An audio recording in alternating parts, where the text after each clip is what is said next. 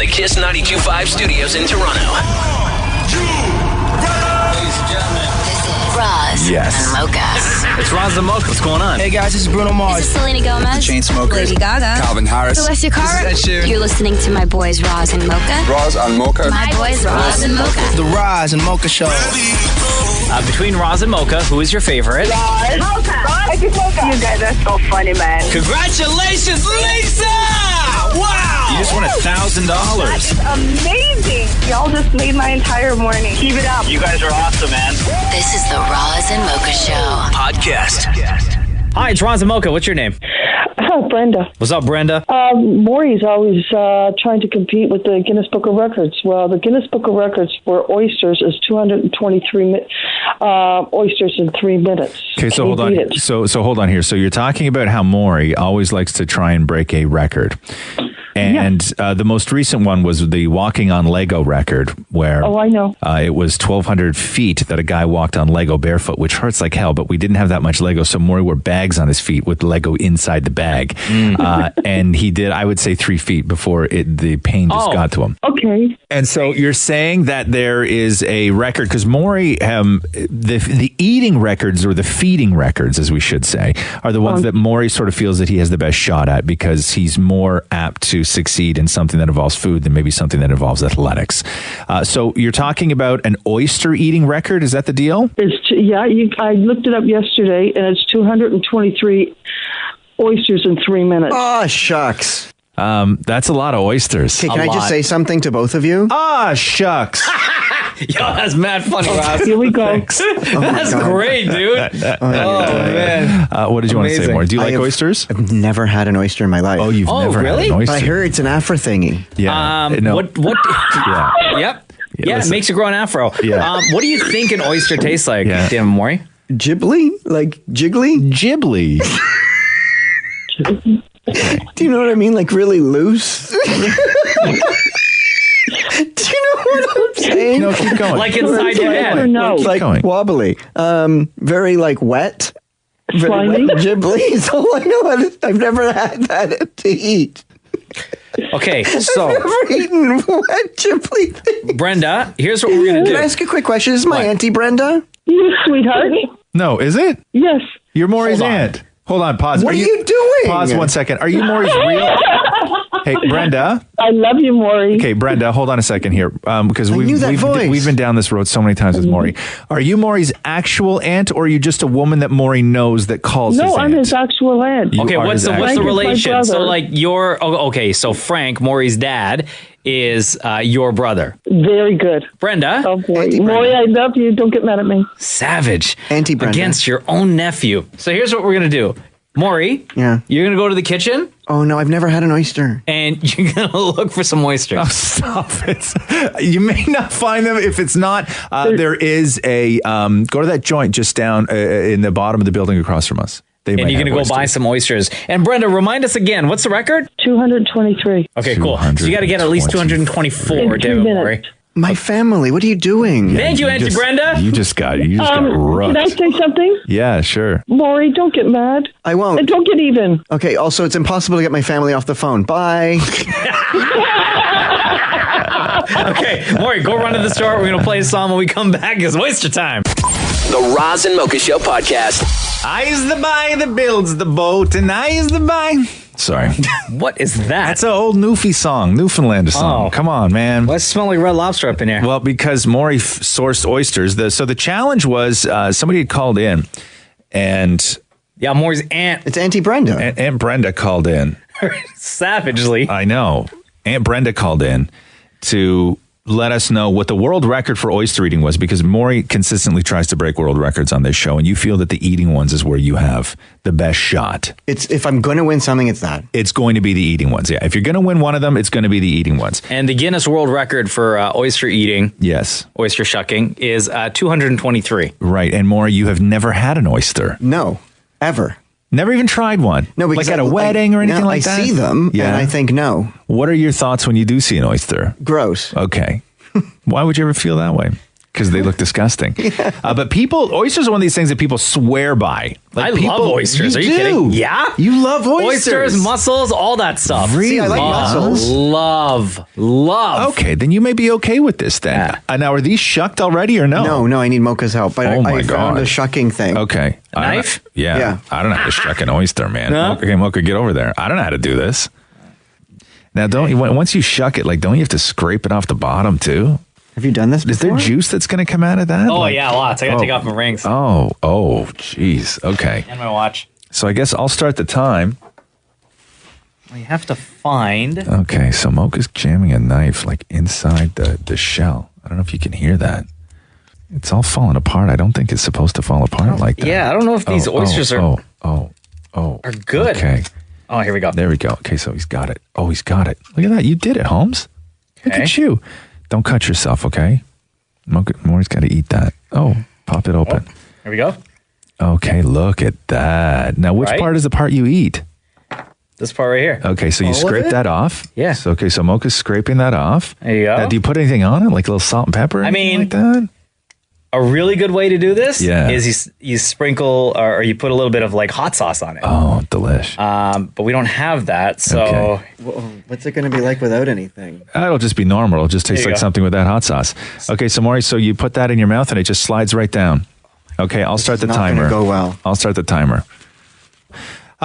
Maury, attempting to break the world record for most oysters eaten. I think that it's very telling that we've only shucked one. mad confidence in what Mocha has in you. should I be shucking more? Well, let's just see how this one goes first. Okay. And What do I do? You don't eat the bottom, you don't eat the shell. You just slide that into your mouth and then God, swallow. I'm so scared. Okay, Maury, in 3, 2, 1, down the hatch. Down the hatch. I know, but the smell. What if I plug my nose? Okay. Just slide it right down. I know. All right. I know, I'm so scared. Just put it in. It slides right down the throat. You don't even need to chew. But you can if you want. Down. Just tilt your head back. Oh my god. Maury's hand's shaking like a leaf. Okay. Did you have it? No, it's so salty. Oh. Dude. Oh my god, he's shaking. Shaking. Suck it. Just suck it. Just Maury, suck come it. on, man. Suck it. Just Did you suck have it? No. Still? I think you put it in. I think you just rest it on the bottom lip and then suck. And then the juices went in my mouth, Yeah. and that's the worst. I know, but I think that's the way that I think that's the whole purpose of oysters is just put a little bit on your bottom. Put a little bit. Why are you shaking? Okay, just put a little bit in and then just suck the rest. Like real quick, like that.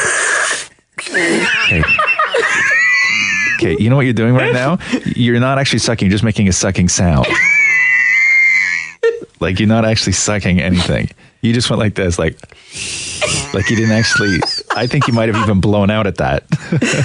Okay, try again. You got this, Maury. Come on, you got this. You got this. You got this. Do the oyster.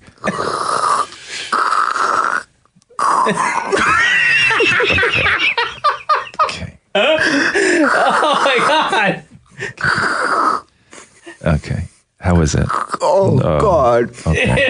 Okay. Is it in there? No. Did you scrape it off the bottom enough? Is it attached? Does it feel like it's attached to something? Oh, it tastes like gross. Okay, get it in there. Come on. You can do this, Maury. It's halfway off the shell now. Oh, man. It's It's half of the oysters just flopped off the end of the shell. and Maury, just okay, on the scooping count it. of 3. Like, it's still attached, man. On the count of 3, you're just going to go for it. yeah, just Okay, Here we down- go. down the Ready? hatch. You got this, man. 1, Okay. 2, 3. Yeah. You don't chew, just suck it. Just swallow. Just swallow. swallow, man. Yeah, don't chew it. Don't chew. Okay. And it's back in the shell. Oh, my God. It tastes like puddle. Okay. I don't know what the record was, but Maury almost ate an oyster in 2 minutes and 39 seconds. That's no joke, though, more honestly, All bro. right. That is no. Oh, it's all over your tongue. You want another one? No. Here we go. The Roz and Mocha Show podcast. Kirstie Allsop, who, if you watch a lot of HGTV, she used to host a show called Location, Location, Location. And she got taken behind the woodshed on social media because she had What's her name, said Kirsty Alsop. Okay. She's really wonderful. I've met her a couple of times. She's a great woman. And she had said publicly that she has two sons who are 12 and 10. And when they go on vacation, she flies business class, they fly coach. Okay. Yeah. Why did she want to pay for them to fly? Because they haven't earned it. Oh, so this is like one of those life lessons? Yeah. And Okay. she got murdered by people on social media. Really? Yeah. Yeah, she said that business class should be a huge treat that you've worked hard for. If kids get used to it, what do they have to work hard to achieve? It seems like an absurd waste of money and very spoiling is what she said. But on Twitter, people were like, you're going on a family holiday? Why don't you want to sit next to your own kids? And somebody else wrote, stop being a snob and parent your spawn. Whoa. Right? And then she shot back with, what the bloody hell is wrong with you all? She goes on to say, they're being taken on vacation, for God's sakes. Yeah, they're not going to war. She should sit back there with them then. Why? Because it's not one of her business trips. I agree with these people. If you're traveling with a family, sit with your family back there. Hell no. You would put Catherine and Roxy back there while you traveled in first class. Can I tell everyone, including you, Damnit Maurie, why Roz is in a full agreement with this woman? Because he would do the same thing. He has done the same thing. Like last year, you flew first class, Roz. And this isn't me snitching because you fully told the story. Yeah, but I said it radio. early in the morning when it wasn't going to hurt anyone's feelings. It's like prime time right now. You told everyone that you sat first class while Roxy and Catherine sat in economy. Right. And they had no problem with it. Well, I didn't say that, Maury. Stop. What do you like? Did you at least send back cookies? Stop adding to the situation. I did. I think I actually did bring Roxy my cookie. Yes, Yeah? I believe that I did, but I don't think she wanted it. Did you share your champagne or wine with Catherine? No, that was all mine. First class only. That's first class only. That's sorry. I can't be that guy. Like, what am I, the UN? I start bringing supplies to the less fortunate. Like, that's my job Wait, now. so you get to board first. Like Catherine gets a glass, so I start throwing bags of rice back there for everyone else. Hold on, you get to board first, so that means Catherine and Roxy would have walked past you while you're sitting in first. No, we all boarded together because you can board as a family regardless of where you're and you're sitting. like, oh, this is me, and they kept going? Yeah, and I told her at the last minute too. No! When you got on the plane? Like, it was really close to when we were like getting to the airport. Yeah. What'd you say? Nothing. I just said, hey, oh my God, I forgot to tell you. No, you did that. I forgot to tell you. Yeah. Oh, dude, that's the worst. Yeah, but no, I agree with this because first class is something that you should work hard for. That should be the goal, and for you to just sort of get it. Like right now at Roxy's age, if we all went on vacation last year and we all flew first class, that's fine. And Roxy was up there with us because she's young. But once you start getting to that like 12, 13, 14, if we go away and I fly business, she's not flying business. She's going in the back. Right. This is a thing that individuals work hard for. But you're still going to sit in the first class while your daughter is in coach. Correctamundo. I can't fathom this. Life lesson. Life lesson. Wow. Okay. Can I read? Let me see here. On a family vacation, I strongly agree with the life lesson. Yeah. I'm all for that with children. However, I can only travel first class when I'm alone or with my hubby, not with my daughters traveling with us. It'll just suck with them not being next to me. Somebody else texted in and said that those kids are lucky that they're even going on vacation with their parents. When she was younger, her parents would go on vacation without her and her siblings. Yes, exactly. Yes. Right. Thank you. And told them you can earn your way up to living this life that we live. Yeah. Now who's the good dad? Me.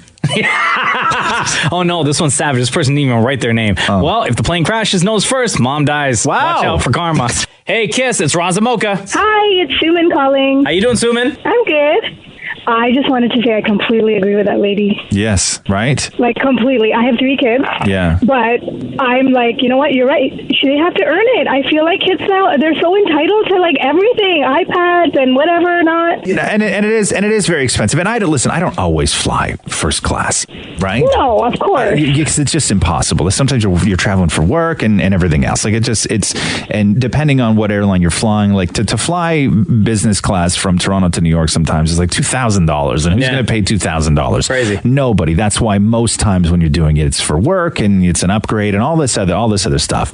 But when we went away last year, I don't remember what airline we were flying, but there was a version of sort of first class, whatever. It was bigger seats. You got like some stuff, and we did that. And Roxy loved it, and we were happy to do that for her because she's young and you want her with you, and it's part of this whole experience.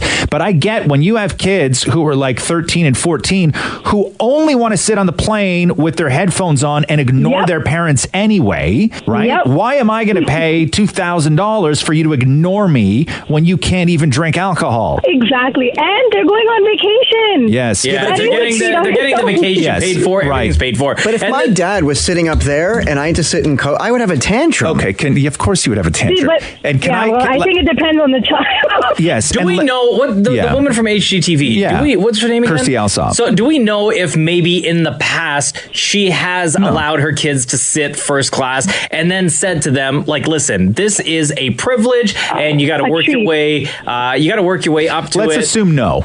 Right? Let's assume no. The conversation must have happened. Sure. Right? She seemed pretty adamant that 10 and 12 don't get to sit in first class. Yeah. Okay, so you think it's unfair. So if I'm in first class and then Catherine and Roxy, or let's say they walk by me, right? And that's terrible. Can I tell you what makes me feel terrible when I fly with them if we're not flying business class? There is nothing that ruins a flight more for somebody who's 6'4", that when I look beside me and it's Catherine and Roxy, Catherine who's 5'1", Roxy who is like 4 feet tall, when I look at them, when my hips are in so much pain and my back is in so much pain, and I look at them both curled up with their legs up on the seats, with all the room in the world.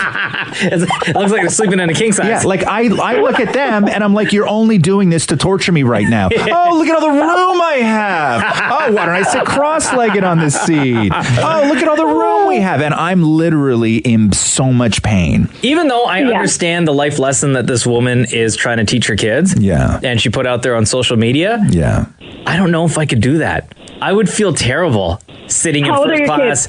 Well, our son, he just turned a year at the end of April. Hey, pause for 1 second. Grab line number 2 right now, Mocha. Okay. Suman, we appreciate the phone call. Thank you so much, okay? Thank you. Bye. Call display. Oh, snap. Yeah, exactly. Hi, it's Roz Mocha. We have call display, sweetheart. What? Hi, Catherine. Hi, Mocha. I just wanted to tell this story properly. No, don't. What are you doing? Don't. No, hold on. Okay. Catherine, let me turn Roz's microphone down real quick. I'll be good. Okay. Tell us the real story. So you guys are traveling as a family last year, right? Yes. And what we get is that Roz is sitting first class. You and Roxy are sitting in coach, and that he told you that he was sitting first class, kind of like close to the time that the flight was about to happen. I do think that's actually true. I don't remember exactly when he told me that he was flying first class, but I remember giving him a little bit of cut eye and being like, actually? But the thing with Roz is, I know that you guys had this whole, like, you got to work hard to be in first class, but the reality is, Roz, although you may find it very hard to believe, literally never complains at home. He is not a complainer. He is the most easy to get along with, nicest, happiest person. And the one thing that he cannot handle is sitting in a tiny, tiny airplane seat. It's like, it cripples his body. He'll be miserable the entire time. So in that case, I'm actually totally fine with him sitting in first class and us sitting in coach, because Roxy and I are tiny little, like, 3 and 5 feet people, and it's fine. It makes no difference to me. And then he can be happy, and we can get off the plane together, and everything is great. This is what I just said, because I was explaining to people, sweetheart, that when I'm crumpled up like a pretzel. In coach, and I look at you and Roxy, who have all the room in the world and are curled up like little balls on your seat, it looks like you're doing that to torture me, to show off how much room you have. Yeah, I cannot sit on a plane without my feet underneath me. Like, I have to sit, like, cross-legged, and my feet have to be cross-legged. up. Imagine that. Imagine that. Cross-legged on a plane. Oh, Vince, that's why you have such a hard time on planes, right? Yes, yeah. And that is also why when you get off a plane, your body's shaped like an S. That's right. There's completely different reasons when we come back from vacation and Catherine's body's shaped like an S. You know what I'm saying? Oh, my God. Which I would not be able to do if I landed all cramped up from sitting in coach. Oh, my God. You Bye. stud. I love you, sweetheart. Love you. Okay, bye-bye. Bye. Hey, it's Roz Mocha. What's up? How you guys doing? Good. How are you? I'm good, thanks. What's going on? So I'm a flight attendant, and we actually see those situations almost every day. Yeah. And it's more based on what seats are available as well, and they'll upgrade one person out of the family. Mm-hmm. And most airlines have a rule that if you're under the age of 12, you're actually not supposed to be in the business class cabin at all. Oh, really? Like, unless you're accompanied by an adult, or even if you are with an adult? Even if you are with an adult, because a lot of people that pay business class are flying for business, and they don't want to deal with a screaming child. Well, like, listen, and a 10-year-old's not going to scream during the entire flight. Maybe they have a nightmare if they fall asleep, but generally a 10-year's not going to scream their way. As a grown-ass man, sometimes when I fall asleep, I have nightmares and I scream. Yes. So. You'd be surprised how many kids in business class act up because they're entitled children and they think they have free run of the aircraft. Yeah. Yeah. No, I get that. I get that. And I was thinking the other day, too, I don't know if I've ever got along with anybody who grew up rich. I don't think anybody gets along with anybody that grows up rich unless they've grown up rich. Exactly. I don't know. And I met a lot of people who grew up rich. Yeah. I don't know if I like any of them. Now that I think about it, yeah, I don't know any rich people. No, you don't know anybody who grew up rich? No. No, I've known Even a as a couple kid. people. I've known a couple people who grew up rich. Too snooty? Yeah, I've just entitled. Yeah, there's no. Yeah, there's just I don't know. They're grounded in a different world, like sort of the space that you and I come from, where our roots are based. There's a sense of you got a little fight in you, where they have fight in them, but it's a different kind of fight. Yeah, it's not fighting to achieve something; it's fighting to keep something, and those are two different kinds of fight to have in you, and it sort of breeds a individual that I don't know. I've just never liked anybody who grew up rich. Yeah, never. Well, it's because you have different life experience, right? Yeah. Hey, what's your name? I'm Jessica. Jessica, thank you so much for calling in today. You're very welcome. Have a good day, guys. Right on, later, baby. The Roz and Mocha Show podcast. People, let me tell you about my best friend. He's a warm-hearted person who loves. So you're telling me that Best Friends Day is tomorrow? It is. Tell you about my best friend. You and I are best friends. I got a big day planned for us. I love that. And Damnit Maurie and his husband. Maybe they're best friends. Maurie seems to think so. And the rule, as you've heard so often on this show, is that Maurie is not allowed to do a lot of stuff in the house. There's so many rules. No bare feet in bed. Not allowed to use Matthew's bathroom. Not allowed to touch the thermostat. Not allowed to touch the laundry machine. Not allowed to load the dishwasher. Correct. Not allowed to unload the dishwasher. But the number one rule, if there is a number one rule on that list, is Maurie is not allowed to call Matthew at work because he is the busiest person. This, according to Damnit Matthew, he's the busiest person in the world, and it is the one thing above everything else that Maurie is not allowed to do. And so, what is this? Did Maurie troll Matthew? Is that what happened? Hard. Okay. Matthew speaking. Hey. Hi. Hi. So I was just looking at the calendar on the internet, and tomorrow. You know you're calling me during the busiest time of the year, right? But it's for me at work. 2 seconds. Tomorrow is Best Friends Day, and I thought that you would like to know. Maurie, are you kidding me right now? Best Friends Day. The busiest time of the year for me at work right now. I know, but are we best friends? Did you marry your think? best friend? Yes. So can we celebrate Best Friends Day tomorrow? Like a picture or something for the Instagram. Oh no. Everything with you is about Instagram and likes. You're my best friend.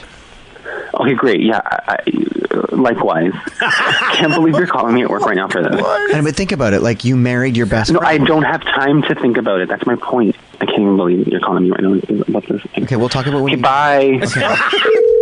Oh, no. What the Okay, so one more thing about Best Friends Day. You know you have that friend in Barrie, Tracy. Yes. But you call her your best friend. Oh, no! Yes, because she is my best friend. She's my I actual... thought I was your best friend.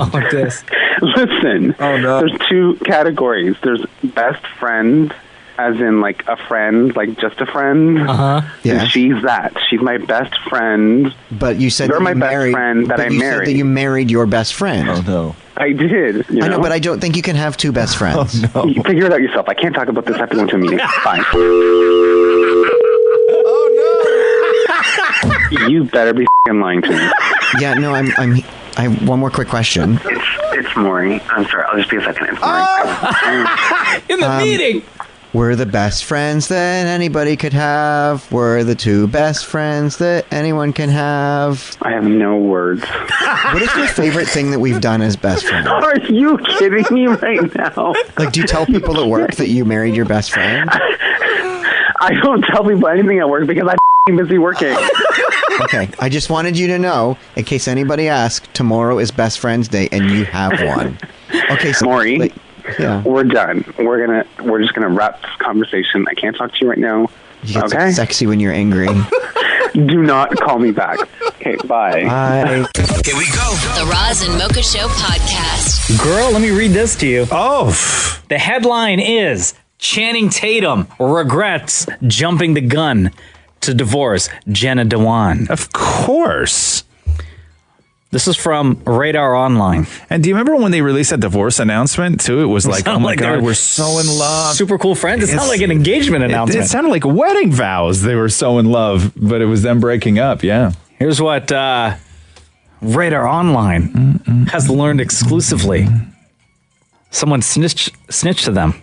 Quote, at first, he was really pumped about getting his life on track and doing his own thing without her judging him all the time. Oh. But he's beginning to think he may have jumped the gun on the divorce.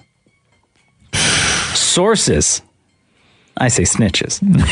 Sources told Radar Online exclusively at the time that Dewan was growing increasingly jealous of Tatum's stardom while her career stalled. Tatum also took advantage of his popularity by partying hard and flirting with other women. But now the insider says the Magic Mike star regrets his action. Yeah. The single life isn't what it's cracked up to be, the insider confessed. Never is. And the fact that Dewan is turning heads on the red carpet isn't helping. Yeah. Quote, he's also noticing Jenna looks great, the insider admitted. She's more stunning to him than ever now, and he knows guys must be lining up for dates. Yeah. Lining up for dates? What is 1952? Courtship at its, Hollywood courtship. The seeds of regret have already been planted, and Tatum is already dropping hints that he'd like to rekindle with his ex. Just this past Mother's Day, Tatum referred to Dewan as, quote, baby on Instagram and said he loved her. Yeah. He wishes he'd given the marriage another chance, the source revealed. But of course, it's way too late for that now. Yeah, it's tough. I think we've all been in this situation where we've split up with somebody. Why are you shaking your head?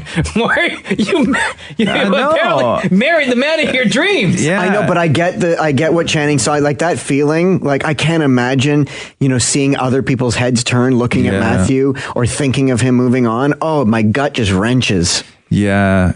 Yeah. Catherine and I, years ago, when we were starting out, I made terrible decisions, and there was a pause on the relationship that was completely inflicted by me. And I was much like Channing Tatum, where I was like, what in the hell am I doing? But I remember I saw her and I was like, oh my God, there's no feeling that hurts more than in a relationship when you've made a terrible error in judgment and messed with somebody's feelings. And you're starting to feel guilty about it when you actually see them and they look great, but not only that, but they also look happy. Yeah. Nothing hurts more than that. There is no self-inflicted sort of wound that you can do to yourself. No, it makes that you feel hurts more barfy. It's everything hurts. Everything. It's all like you made the wrong decision, and then there's a physical reaction. There's all sorts of reactions. Wait, were you in that situation where you saw Catherine with somebody else? No, not with somebody else. I just saw her. Oh, and it's not even with somebody else. It has nothing to do with anybody else. She just looked happy. She just looked good, and she looked happy, and I was just That's why you should just stay with who you're with, because you don't want that feeling. Yeah, and that's the situation I'm in now. Well, no, because I love her to death. Yeah, of course. Right? Our lives would be disgusting without the women that we're with. My life would be horrible. Oh yeah. Like it would be horrible. But no, there was just that one time and you know, and if you can fix it, fix it. And this is what I say to people like Channing Tatum. People are walking away too quickly from relationships now. A tiny little bump and it's over. Fix it. If you don't think that you're supposed to live with a little bit of misery, ask your grandparents how many years they've been married for. And when they give you that answer, then ask them how many years of those were happy. And they'll give you the real answer. Yeah, the answer is like half of how long that they've been together. Exactly. If they've been together 80 years, maybe 40 were good. Yes. Maybe. Yes. Okay, we're walking away too quickly from relationships. Because options are available. Everything is so easy now to just hook up with somebody else. Maybe they just have this grand gesture, like thought process in their mind where they're like, the possibilities for me are endless right now. No, but old people have it right. You work it out. You say for better or worse, you work it out. I look at people now where I'm like, they've just dumped somebody and they're just like super egotistical about it. And I'm like, you know what? 20 years ago, a person like you wouldn't have the options that you do. Yeah. You're living in such a great time right now. You shouldn't have these kinds of options. Settle down. Fix it. Yeah. Figure it out. Channing Tatum. You disagree on something? One thing you disagree on? One thing. Yeah. You disagree on that and it's over. It's like we're getting a divorce. Yeah, we're getting a divorce. Yeah, fix it. Yeah. Grow up. Hey, Kiss, it's Roz Mocha. What's your name? Hi, this is Andrea. What's up, Andrea? How are you? I'm very good. First of all, I wanted to say I listen to you guys every single morning, and you just make my day the best start I could possibly have going into work. So thank you for that. Thank you, Andrea. So my husband and I are actually high school sweethearts. We've been together, we've been married now for about 6 years, and we've been together for 16. Wow. And everyone, the first question they always ask is, wow, 16 years, like, did you guys ever break up? And I'm like, yeah, of course. I mean, we started dating when I was 15, so we broke up shortly after high school, and we were apart for about 8 months, and then we finally, like, ran into each other, and I was like, what the heck am I doing? Like, I love this guy. I don't want anyone else to be with him. Mm-hmm. And we got back together, got married. Now we have a 5.5-year-old little girl. Aww. And yeah, it's just the best. The best thing is, the best and the worst thing is seeing that person again after so long. Ugh. And just being like, what am I doing? Why am I thinking there's someone better out there for me? Like, perfect. So Andrea, are you saying then that the breakup between Channing Tatum and his soon-to-be ex, Jenna Dewan, like them breaking up may actually be a good thing for them if they find each other again and get back together? Honestly, it was the best and the worst thing that ever happened to my husband and I, because we were so young when we first started dating, and I just don't think we knew what we had until it was gone. And sometimes that's the best thing, is getting out there and being like, yeah, no, come on, everyone else is like garbage compared to this person. But they already have kids, though. They already have a kid. Yes. Like they're well advanced of where you were when you were younger, high school sweetheart breaking up. Like this is somebody, you know, and again, we're just speculating here of, you know, the information that we have, which is there could be some terrible things going on in that relationship. And if that's the case, nobody is advocating to stay in a truly terrible relationship. But what we were saying is that it is now so easy for people to say, okay, so here's what's going to happen is you and I, we're just going to go our separate ways, and then we're going to co-parent this little kid, and it's going to be great. And it's all about, you know, my happiness and your happiness. Well, it's not at that point. The only responsibility that you have in life in life is to not screw that kid up. Mm-hmm. That's the only responsibility that you have at that point, is to just make sure that that kid doesn't get screwed up. And yes, there are plenty of kids who are raised by two parents and it works and everything else, but you're playing odds here. And the odds of that kid getting screwed up because you decide to be a little bit selfish with your own personal happiness is not worth it. Oh, absolutely. And I mean, one other comment is I've actually gone through a lot of health struggles, and we were very close to splitting up. I actually used the big D word one time with him, and he was sleeping on the couch, I was sleeping in the bedroom, just to kind of make things okay for our daughter. Yeah. But things that even when you're married and even when you have a kid, there's things in your life that test that relationship so close to breaking it. And like you said, sometimes there's things that are irreparable that you can't come back from. Of course, yes. You got to try your hardest. Yeah. And the sacrament of marriage, I think, is taken for granted a lot these days, especially with younger couples. It's like, oh, we're going to get married and we're going to have the big white wedding, and they don't realize that that's not marriage. Committing to people has become less of a thing these days. It's just a general commitment, whether you're married or not. You can still make a very large commitment, but things are so easy now for people. You can just pack up, move out, and you're back on Tinder, and life is just fine. You can. It's cheap. Everything is just so cheap and easy right now that you no longer have to work through something because, my God, you have no more options. And what you're really fighting about isn't that big of a deal. You could just both figure out how to coexist in a world where, God forbid, maybe you don't agree on something. Catherine, there's lots of stuff Catherine and I do not agree on. Those pants being one of them? My pants being one of them.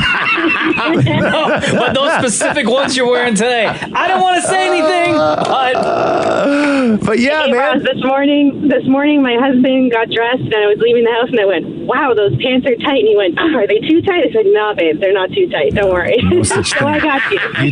You tell him for me, there's no such thing. No such thing. Hey, Andrea, love you lots. Thanks very much for calling in today. Thanks, guys. Have a great day. Here we go. The Roz and Mocha Show podcast. Yo, Air Transat has an early booking promotion that is on right now until June 30th. Okay, let me go through this here with you. If you book a South package for travel November 1st, 2018 to April 30th, 2019, you benefit from, this is the big one, price drop guaranteed. Oh, I love that. People love that. The option to change your travel dates up to 21 days before departure. Why I like that is because I'm a very busy man. Oh, and you are so busy, dude. So busy. And I have this sort of fear of commitment, especially when it comes to booking a vacation, because I don't know what life is going to be like in early 2019. So with this, you get to change your travel plans up to 21 days before departure. They'll throw in a $50 future travel voucher for you. And if you book a luxury or distinction collection package, you will be upgraded to Option Plus, which is amazing. It's the best time to book. Go to transat.com right now for more info. What are we doing now? How about we take a phone call? Yes. Hey, Eric, what's going on? It's Roz Mocha. How are you? Hey, Roz Mocha. How are you guys doing? Good, man. So you tweeted us at Kiss925. Yes, I did. And what was your question, dude? So my question is for all three of you, Roz, Maurie, and Mocha, is what advice can you guys give me in regards to a successful marriage? I'm getting married June 23rd, and I want to know how you guys keep your daily lives with such a busy schedule and make things work. So first of all, Eric, how long have you been with your fiance for? We've been together now for 3 years. And how has everything been in the 3 years? I assume great because, you asked her to marry her. Yeah, we went through a little bit of a rough patch because I got sent away for work for about 3 months, but that was probably the toughest time that we had. Okay. And then now it's I've moved into a new role where I'm traveling a little bit more, so it's a little bit difficult, but we're making it work. But yeah, I love her with all my life, and I feel that she feels the same way about me, which is why she's marrying me. Do you have any worries going into this that it won't be successful? No, I don't think that I have any worries. Like I'm very committed to why I love her. Yeah. So extremely happy that she said yes, and I can't ask for anything more, I guess. Okay. What do you guys fight about? What do we fight about? We fight about little things, such as planning the wedding right now. Her input is what I put forward first, but she obviously wants my input about the wedding, and I'm a little bit more relaxed about situations, so I don't feel stressed. Before there was a wedding to plan, because everybody gets stressed out over planning a wedding. Yeah. And I don't think that should be a reflection as to the couple that you are. Before you guys started planning a wedding, when you disagreed on something, what was it? I guess the best example I could use was when I was overseas traveling and just going out with coworkers and friends.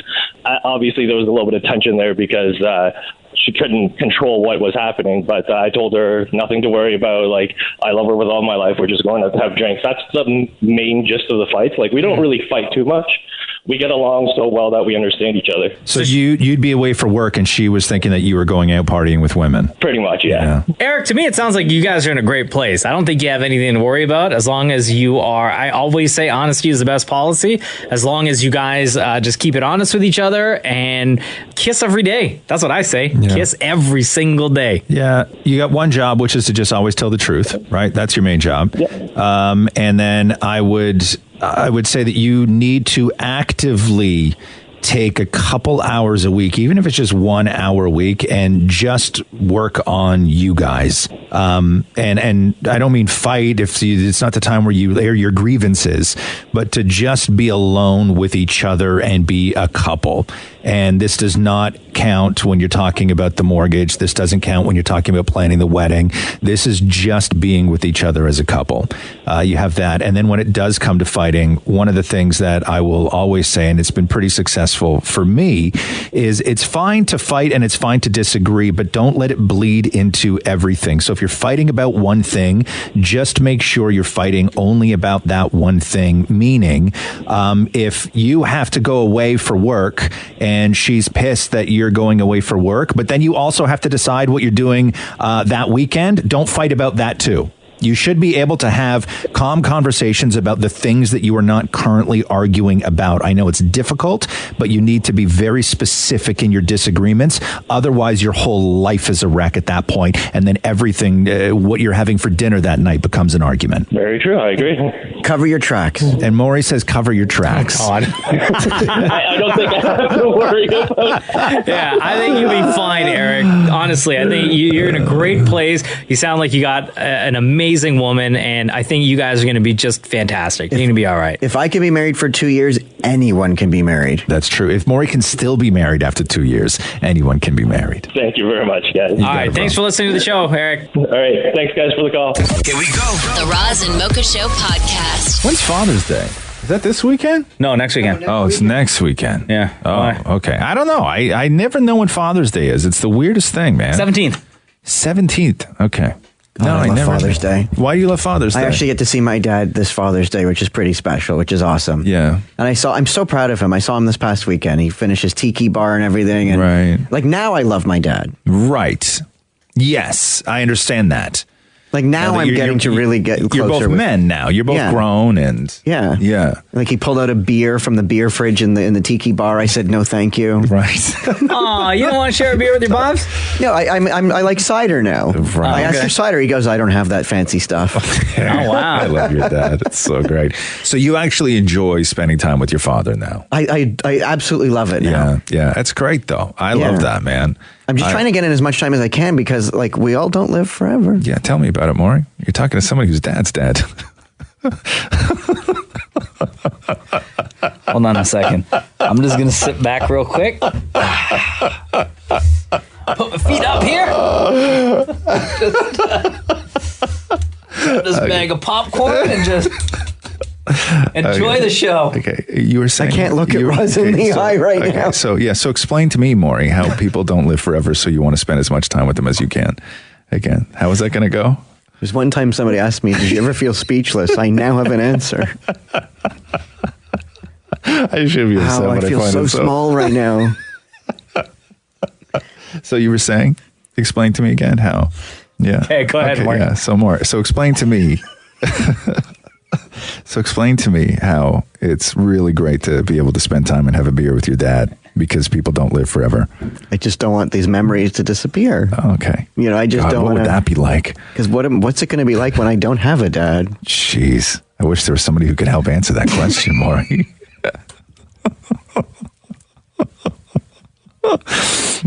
I can't even contribute to this conversation right now. Like, what are you going to do when you can't buy your father a Father's Day gift anymore? I don't know. That would be terrible. It'd be the worst. Hey, the worst. don't look at me to help you out, bro. You got yourself into this mess. How do I get myself out of You're not it? getting any help on this side of the room. You're on your own little island over there. And can I tell you the worst part about all of this right now is that I know if my old man was alive, he would love Maury. That's the worst of all of this. Like, all of this right now is I know out of the three of us in this room on this show, Maury would have been my dad's favorite. 100%. Like, good one. Oh, God. That's the biggest heartbreak of this whole conversation. That is. Here we go. The Roz and Mocha Show podcast. Maury, what's the, you ever won anything? Like, what's the biggest prize you ever won? Biggest? Yeah, like what was the sort of the most sought after where you did the hard fought competition where you came out on top? Because I think that most people go through their lives without really winning anything. Simply because most people go through their lives without even really competing in anything.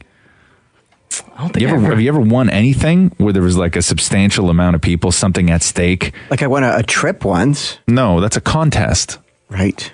Like something you competed for. You don't. I mean, I won hockey trophies, but I didn't really deserve it. Right. Okay. So again, what I'm saying. The team won. I was on the team. Right. Okay. Well, what trophy did they win? We came in first. Oh, okay. And what was your contribution to that? Not much.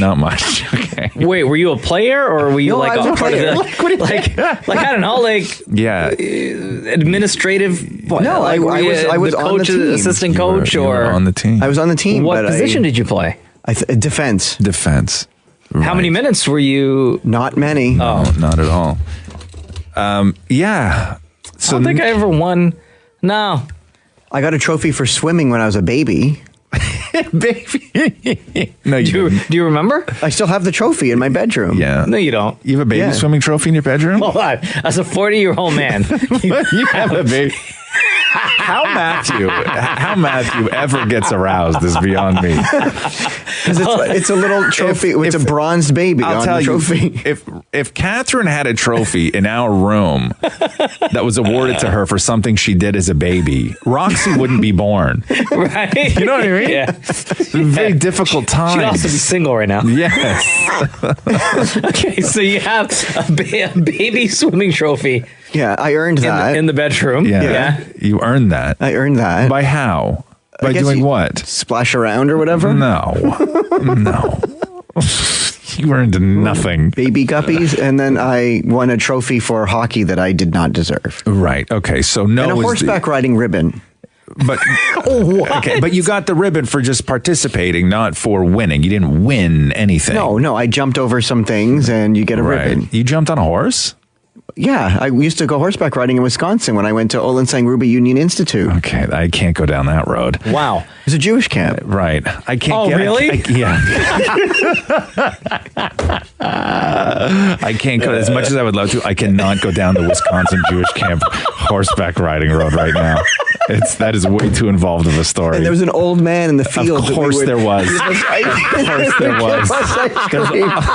Here we go. The Roz and Mocha Show podcast. Line 1, hello. This is Roz Mocha. Who's this? Hello, my name is Rachel. How are you, Rachel? Hi. It's my birthday today, actually, so I wanted to say hello to you guys. Oh, happy birthday, Rachel. How old are you now? Thank you. I'm 24. All right. What's the best part about being 24? Finally realizing you're an adult. Oh, snap. Was it a good realization or was it a terrifying realization? You know what? A little bit of both. I just moved into my first apartment, so I'm starting to be there, but I think now I can finally say I'm in my mid-20s. Yeah. How long ago did you move into your first apartment? In November. Oh, okay. So what was for you moving out for the first time on your own, what was the most shocking part of that whole experience? I think realizing how expensive cheese was. Never had to buy my own cheese. Hold on, realizing how expensive cheese is? Yeah. You're right. Cheese I feel ya. You're right. That is the kind of thing where you don't realize when you live with your parents certain things. One of those things that is a shock and a punch to the face when you're out on your own is how expensive cheese is. Wow. Honestly, it is. Yeah, and you think of all those days. Remember all those days that you would just like burn through your mom's cheese and even like leave a little bit on the side of the plate and then it gets all hard and you just throw it in the bin afterwards? Exactly. And now I can't do that. I'm like, I better eat this or it's going out of my money bag account. Yes. Cheese is very expensive. Wow. You're right. I know. Anything else? Anything else, Rachel? I mean, rent, so no extra money. No extra money. So is there anything in your life that you were kind of used to being able to purchase while you were living with your parents that now you have to scale back on or even eliminate completely from your life now that you're living on your own? Just the amount of junk food that my mom used to buy us. Right. Yeah. I mean, now I have to budget everything. I can't buy 5 different types of deli meats or 6 bags of chips or anything that I can just eat at my leisure. Deli meats. Oh, deli meats are great, Mom. My mom. Yeah, her mom does. She lot of lives with people her do. mom, man. What are you going to do? I can't remember the last time I had a deli So meat. what about the social part of living on your own? What was the rule at home while you were still with your mom and dad as far as having fellas over? I mean, I've always kind of had a boyfriend, so there was a certain limit, obviously, of like when I could have sleepovers, but Right. And how did they regulate pretty that? How did they regulate, like, how did they put a limit on how many sleepovers you could have? To me, that sounds a little invasive. Like your parents were dictating like how many times you could sleep with your boyfriend? well, I mean, it's their house, so if I wanted to have him over, we'd have to be dating for a certain amount of time, and that kind of thing. So how they would just be often? like, How often were you allowed to have your boyfriend sleep over? depending on how long we were together, I was with somebody for 6 years, so I was allowed to have them over every weekend. And they were allowed to sleep in the same room as you? At my mom's, not at my dad's house. Oh. And what about now? Now it's like wherever. Well, yeah, exactly. Now I'm just like, all right, so my boyfriend's going to live with me now. So you were in your 20s, and so your parents are split. They live in 2 different places, right? Yeah, for a long time. It's okay. So if you went to see your mom, it was okay to have sleepovers with your boyfriend.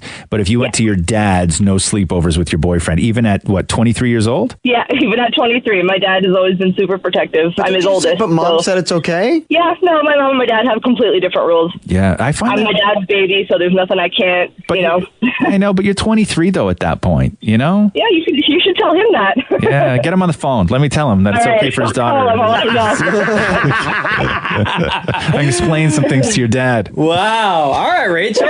So is there anything that you're looking forward to being on your own now? Definitely just like continue my adulthood. Like I'm excited to kind of be an adult now and be able to make decisions that are going to impact myself, right? You can leave your clothes on the floor. Oh no, that's the last thing I do now. In my old house, I didn't have a closet, so all of my clothes are all over the floor.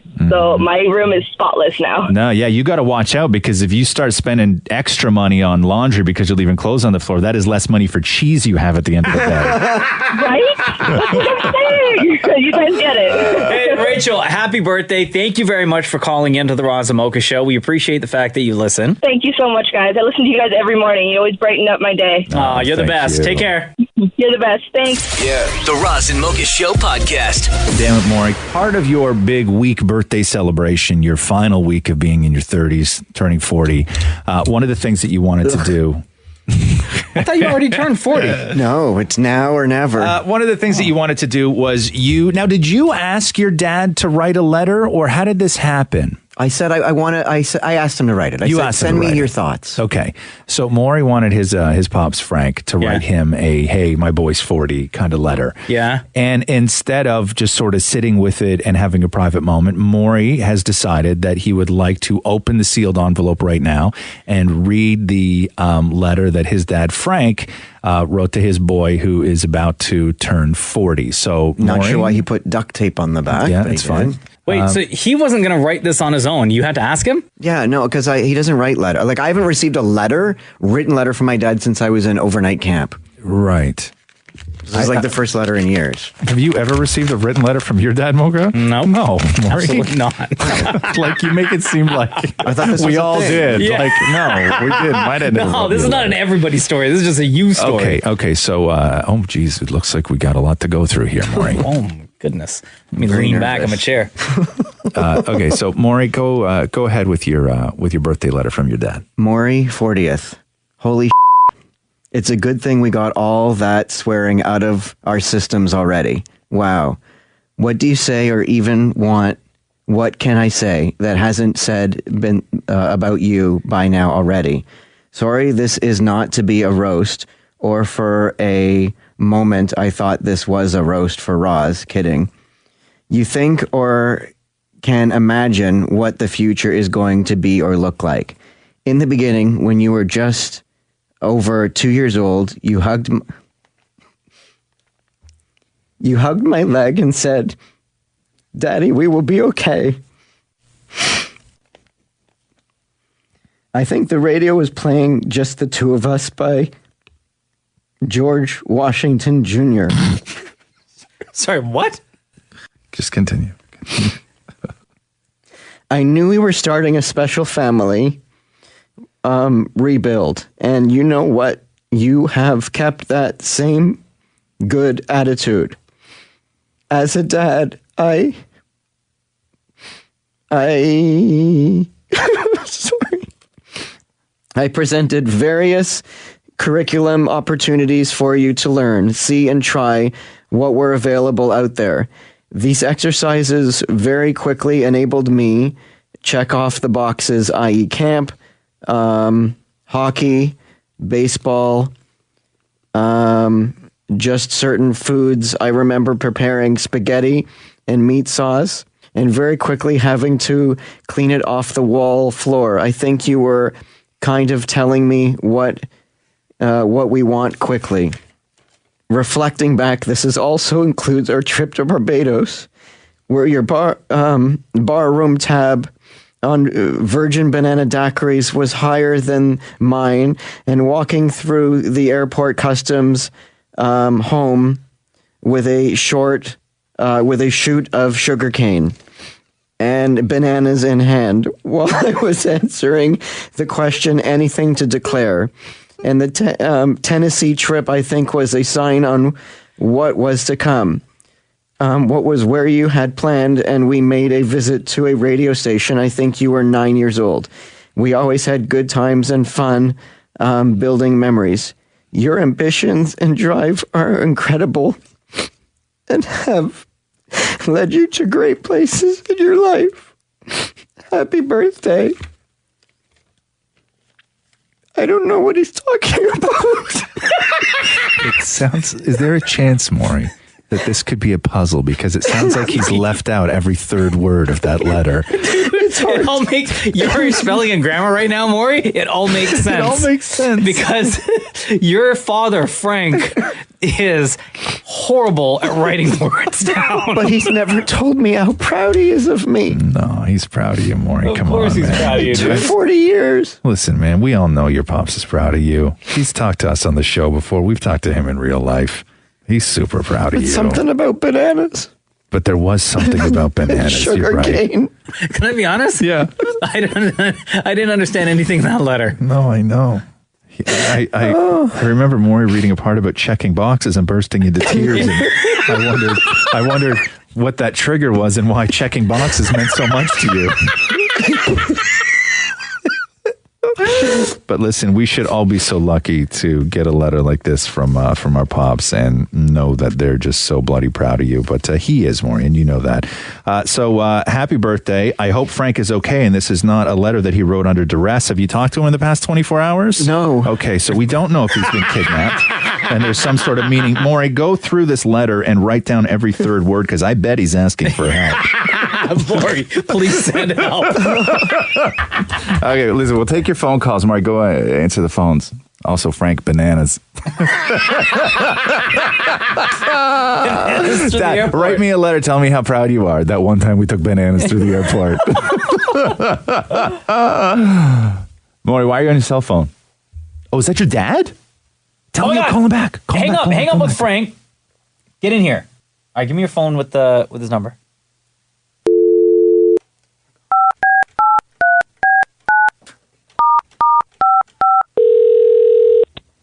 Call me on my desk phone. I don't know that number. Just what did you want to say? I have 2 minutes right here. What's up? What I'm saying is that it's not my writing. It is your reading. Yeah, but you wrote so tiny, dude. You wrote so tiny. Why don't you write so people can read? No, I wrote it perfectly fine. The reading, you have punctuation marks that were just like written right over that, read right over the punctuations there, and like who reads where it's like constant flow, like you're turning on a tap, and then when you get to the end of it, you say, I have no idea what was said. Because I can't see your small writing through my tears. I could see the road for all the laughing I was doing. Oh, well. Next time, just write so other people can, like, honestly, you used to write bigger. I don't know, when you're getting older, the font shrinks? No, it usually gets bigger because my eyesight is getting a little bit, the prescription's getting a little larger. My one thing, you didn't say love at the end. You just said happy birthday. You didn't say love, Dad. I ran out of ink. All that tiny writing. Yes, it was very, very special to be able to do such a letter, but thought I could walk through a little bit of the path of the past and had a little bit of humor that seems to be obviously in my own head. I like that you mapped it out. Yes. Okay. Have a great day. Hey, wait, Frank. Oh. Hello. Hey, Frank, what's up? It's Roz Mocha. Oh, my gosh. Oh, my God. I should always know that when you call a radio station that you're not the only one being listened to. No, you're right. Listen, your letter was fantastic, and I'm sure Maury explained to you that he, even though it's so super clear to Mocha and I, Maury still, I guess, sometimes has doubts. And what is super clear to Mocha and I is that you are, in fact, extremely proud of Maury. Of course I am. Then say it. I am super proud. Yes, indeed. You can make me cry all over again. Don't you have a meeting to go to? Yeah, probably. Anything to get on the phone super fast right now. Yo, Frank, thanks so much, brother. You're the best, Frank. Have a wonderful day. Thank Bye. you, brother. The Roz and Mocha Show podcast. Big birthday weekend for Maury. Is it? Do you know what Matthew's getting you? I'm surprised you don't have a registry for your birthday. I thought about that last night. You're exactly the type of person who would have a registry for your birthday. I've mentioned to so many people what I want, but Matthew's already told me, you don't hold your breath, you're not getting anything. Right. Oh, but tell you what, if I don't get anything, I've already gotten a couple of amazing gifts already. Not sure what. Well, a couple of messages, compliments from you guys, which I never get. What are you talking about? You left me a voicemail with a compliment. When did I compliment you? That shouldn't be such a surprise to me, by the way. I know I sound like a complete jerk trying to rack my brain. When did you call Maury? For when I complimented you. Is this what you sent me here? Yeah, you don't remember? No. Do I remember? No. Hold on here. Let me get this. So what is this? What am I playing? A voicemail that I left for you? Yeah. Okay. First new message. Ugh, if I never have to hear that voicemail recording again, it'll be the greatest day of my life. Why don't you ever answer when I call you? I had so much stuff to go through with you. My computer just died. God, I don't even know. Can you just call me back? I need to talk to you about the podcast. I need to talk to you. So far, it's super sweet. You sound like you're in a great mood, by the way. About vacation. I hate this computer. I hate it. Anyway, God, where are you? Like, literally, you text me 35 times a day, and I call you once, and you don't answer. I'm gonna go to bed soon. Anyway, yeah, you were funny a couple times this week. I'll answer next time I call. Okay, later.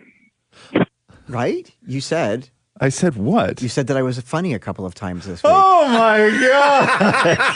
Hold on, let me wind that back. Hold on here. So this is your big birthday compliment? This is my gift to you? Are you? Like, literally, you text me 35 times a day, and I call you once, and you don't answer.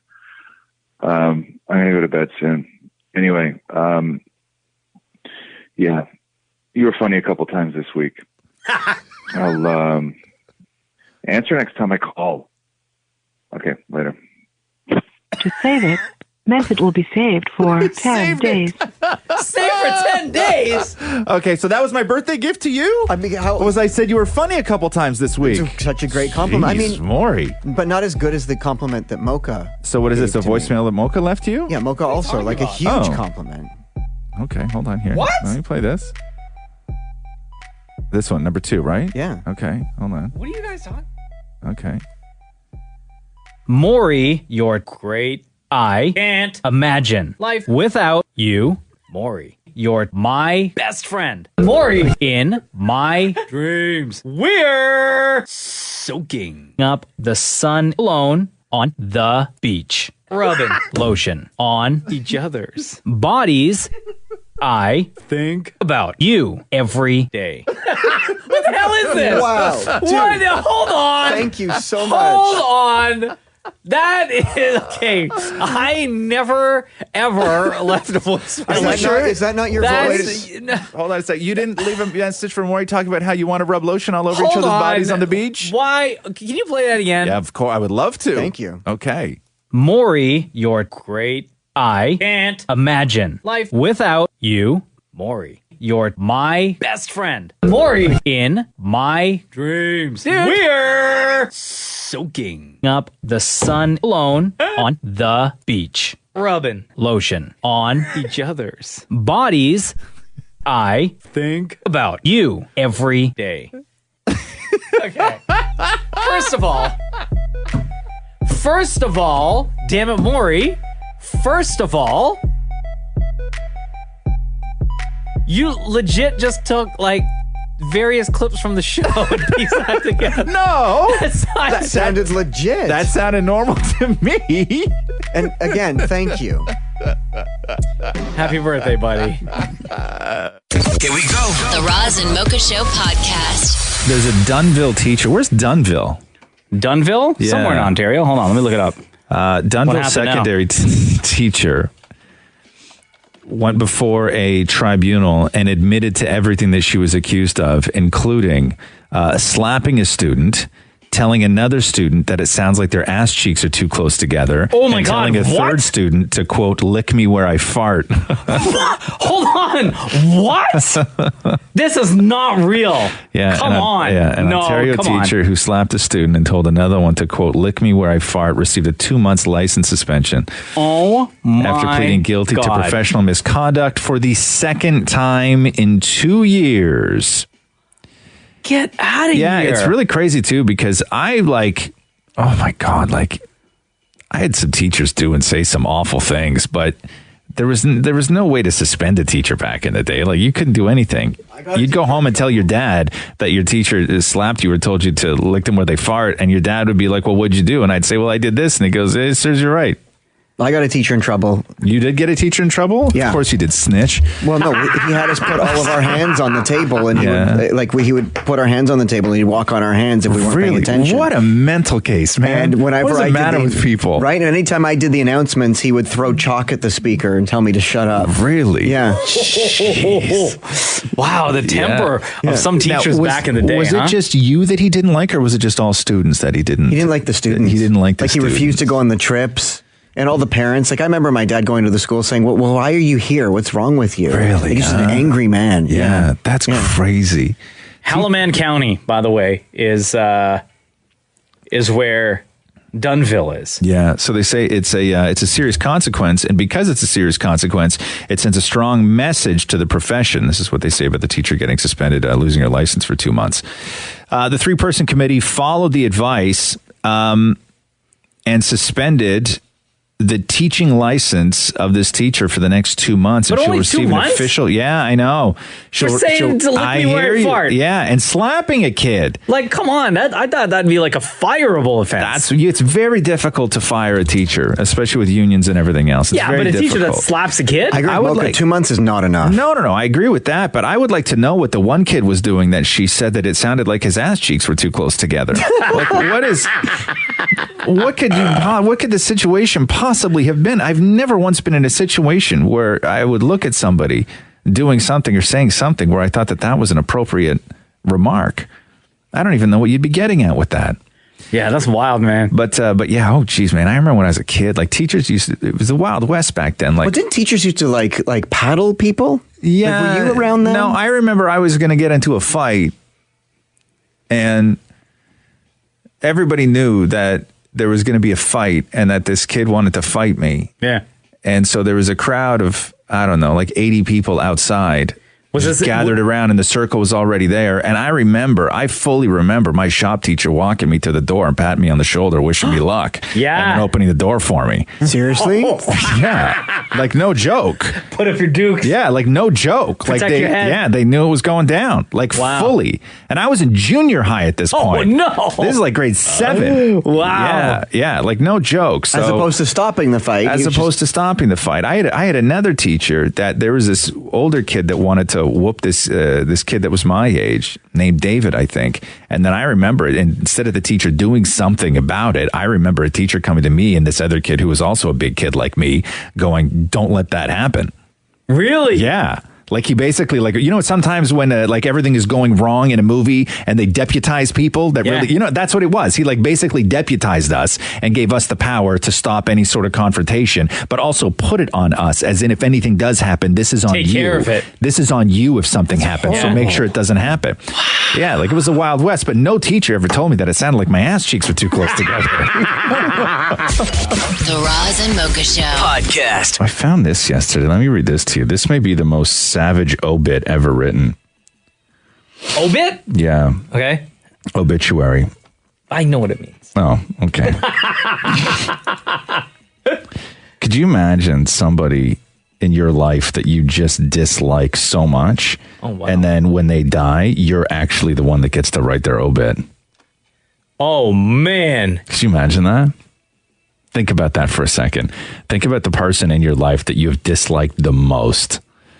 And if they died, you were the one who was tasked with writing their obit. This is just like one giant roast? So here, let me read you this. It's short. So she's an older lady.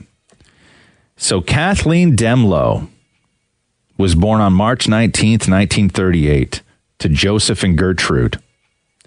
She married Dennis Demlow at St. Anne's in Westboro in 1957 and had 2 children, Gina and Jay.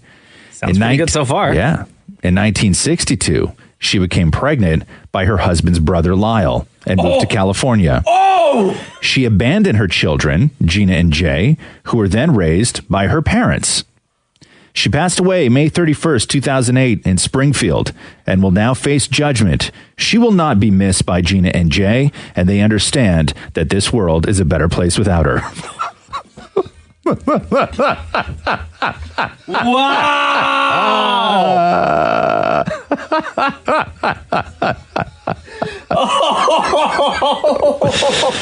Can you bloody believe that? Wow! People are so, that's like you just get that last word, right? Yeah. Like you just like, this is the greatest. And you've been holding on to those lines forever. This is the greatest I'll get the last word on you that I think I may have ever read. Yeah, you're not going to get the last laugh. God, could you imagine your obit? Your kid's right. She abandoned her children and the world is a better place without her. Damn. That's your mom. That is straight up savagery. Yeah. Thug life in it. Yeah. God, I love that. That's so harsh, man. That's why you got to treat people good, man. Here we go. The Roz and Mocha Show podcast. So, Antoni from Queer Eye on Netflix. Damnit Maurie is in love with this guy. I guess he's super hot, right? And he's like talented and knows a lot all about food and wine. And Bro, I've never seen Damnit Maurie smile so much in my entire life. No, I know. So imagine if you are a super fan of somebody like a stan, right? And you creep them on social and you comment and you just want to be noticed and you send them DMs and they just never acknowledge your existence, which is a lot of people. A lot of people. Well, I mean, to their defense, if they've got like literally thousands and thousands and thousands of followers, it's hard to keep up with those comments and DMs.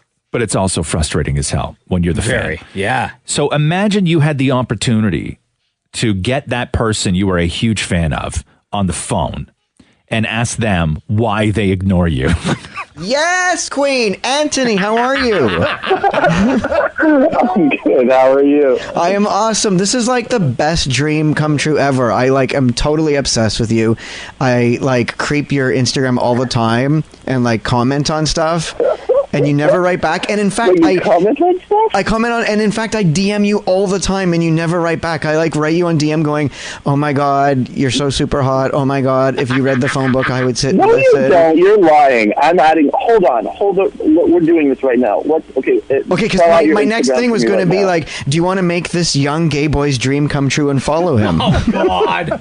I'm doing it right now. What is it? So spell it for me. At Damnit Maurie, DAMNIT. Maurie. Okay. You're a liar. You never messaged me. Yeah, check your DM. I write you all the time. Oh my God, you have. See? Okay, well now I'm writing back. I just sent you a heart. There, so we can move on from this. Oh my God. We're officially friends on Instagram. Oh, okay. Mission accomplished. Right. Wow, you made that young gay boy's dream come true. Maurie, you should do a learning annex on stalking celebrities, man. You really should. You got some strong techniques. Are you young like me? Have you DM'd a celebrity and haven't gotten a response? Oh my! Well, I could teach you the tricks. God. Okay, now that we're into this, let's get into the meat of this interview here. Where do you want to start? Okay, so I have two. Okay. You choose. I'm going to tell you the title, and you choose which one you want to listen to. Okay. First date meal. Okay. Or drizzle on abs. Excuse me. Drizzle on abs. Why did you even mention the first one? Okay, so since you have amazing abs and you show them off on your Instagram all the time, and I click 10 times. If someone wanted 3 photos in 6 months isn't considered a lot. But anyway, as you are. If someone wanted to drizzle something on your abs, what is a good ab drizzle food? Because I've heard honey is too sticky. Oh. Maybe, should we replicate, a Ricky Martin video where it's hot wax? Or does it have to be something edible? Well, I mean, you're the food guy, so I assumed you wanted food drizzled on your abs. I guess it should be food, right? Yeah. Oil. A really good first cold press extra virgin olive oil. Oh, jeez. Damn, I'm Maurie in there shaking his head. We got to put a PG-13 on this interview. Okay, so Antoni, if it was our first date, what would you cook me for dinner? What is the sexiest food for a first date? I would make a New Zealand spring lamb. There's something really hot about watching somebody eat meat, especially when it's off the bone.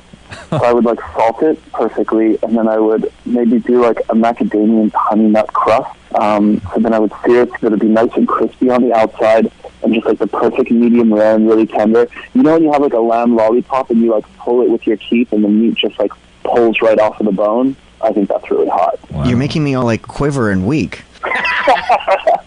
We haven't even gotten to dessert yet. Yeah, but you're making lamb, so you know that's not bad. Did you just make a lamb joke? I did. That was good. That was very clever. Hey, Maurie, what's this guy? I got to follow this guy now. It's DM The Roz and Mocha Show podcast. Money, money, money, money! Money! Yeah, talking about money is so interesting when you find out the motivations behind people. The question is this: would you accept a promotion if it did not come with a raise?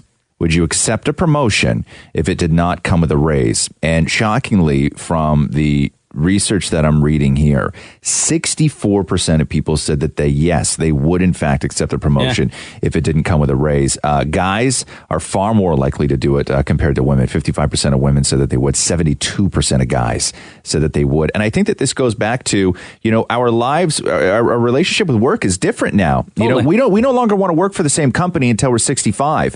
You move around now, and I think that is maybe how people expect to get the promotion or get the raise, and that's why these numbers are so high. I'm in that percentage. You that are. High percentage. Yes, I would, and yes, I have. You have? In the past. Yes. Oh, my God, of course. Wow. Hey, Kiss, it's Roz Mocha. First of all, I just want to say I love you guys. You guys are amazing. Aw, thank you. What's your name? My name's Adriana. Adriana, what do you want to say? I actually recently just took a promotion at my job. I'm a daycare teacher. Yeah. And I just got promoted to assistant supervisor without a raise in my pay. Right. Did they give you a reason? Well, I will be getting a little bit more money once you're there for a year, but it's just because it's a privately owned daycare. We're just new, and to be honest, I love my job so much that really doesn't affect me. So what do you think would have happened? Here's the question: if you accepted a promotion without a raise, what do you think? What was your rationale as far as your option to say no? What would have come from this had you not accepted the promotion? Do you think that it would have hurt you in the? No, not at all.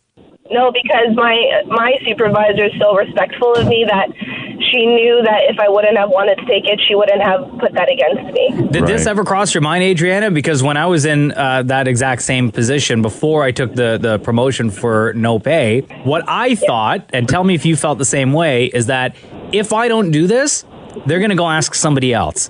And then at some point, that person may advance in the company higher than I would have had I not said yes. And at the same time, the next time that they may look to someone within the company to say, hey, we want to give you a little bit more responsibility for extra pay or for no pay, they'll just like skip right past my name because they'll say he said no the first time. Why is he going to say yes this time? Yeah, you got to kind of cover your own ass a little bit, I guess, huh? Yeah, and I guess, that's a way of putting it too. And they also asked these people in this survey, what is the amount of time that you would be at a new job before you can expect a promotion? And most people said 2.5 years. Wow. Yeah. Well, I've been doing this 9 years, and I've worked at 2 daycares, and I knew for a fact that those daycares I would have never been promoted because they already had a set assistant supervisor or supervisor. See, that's what I was saying, is that our view on work now is that maybe that promotion and raise doesn't come from the place you're working. It's going to come from the next place you work. Hey, thanks so much for the call. No problem. Have a great day. Hi, it's Roz Mocha. Oh my gosh, okay, so I am so happy because I listen to your show every morning. Oh, wow. What's your name? My name's Heather. Well, I had a job last year at a factory, and I'm not to my own horn here. I did everything there. I could handle any task.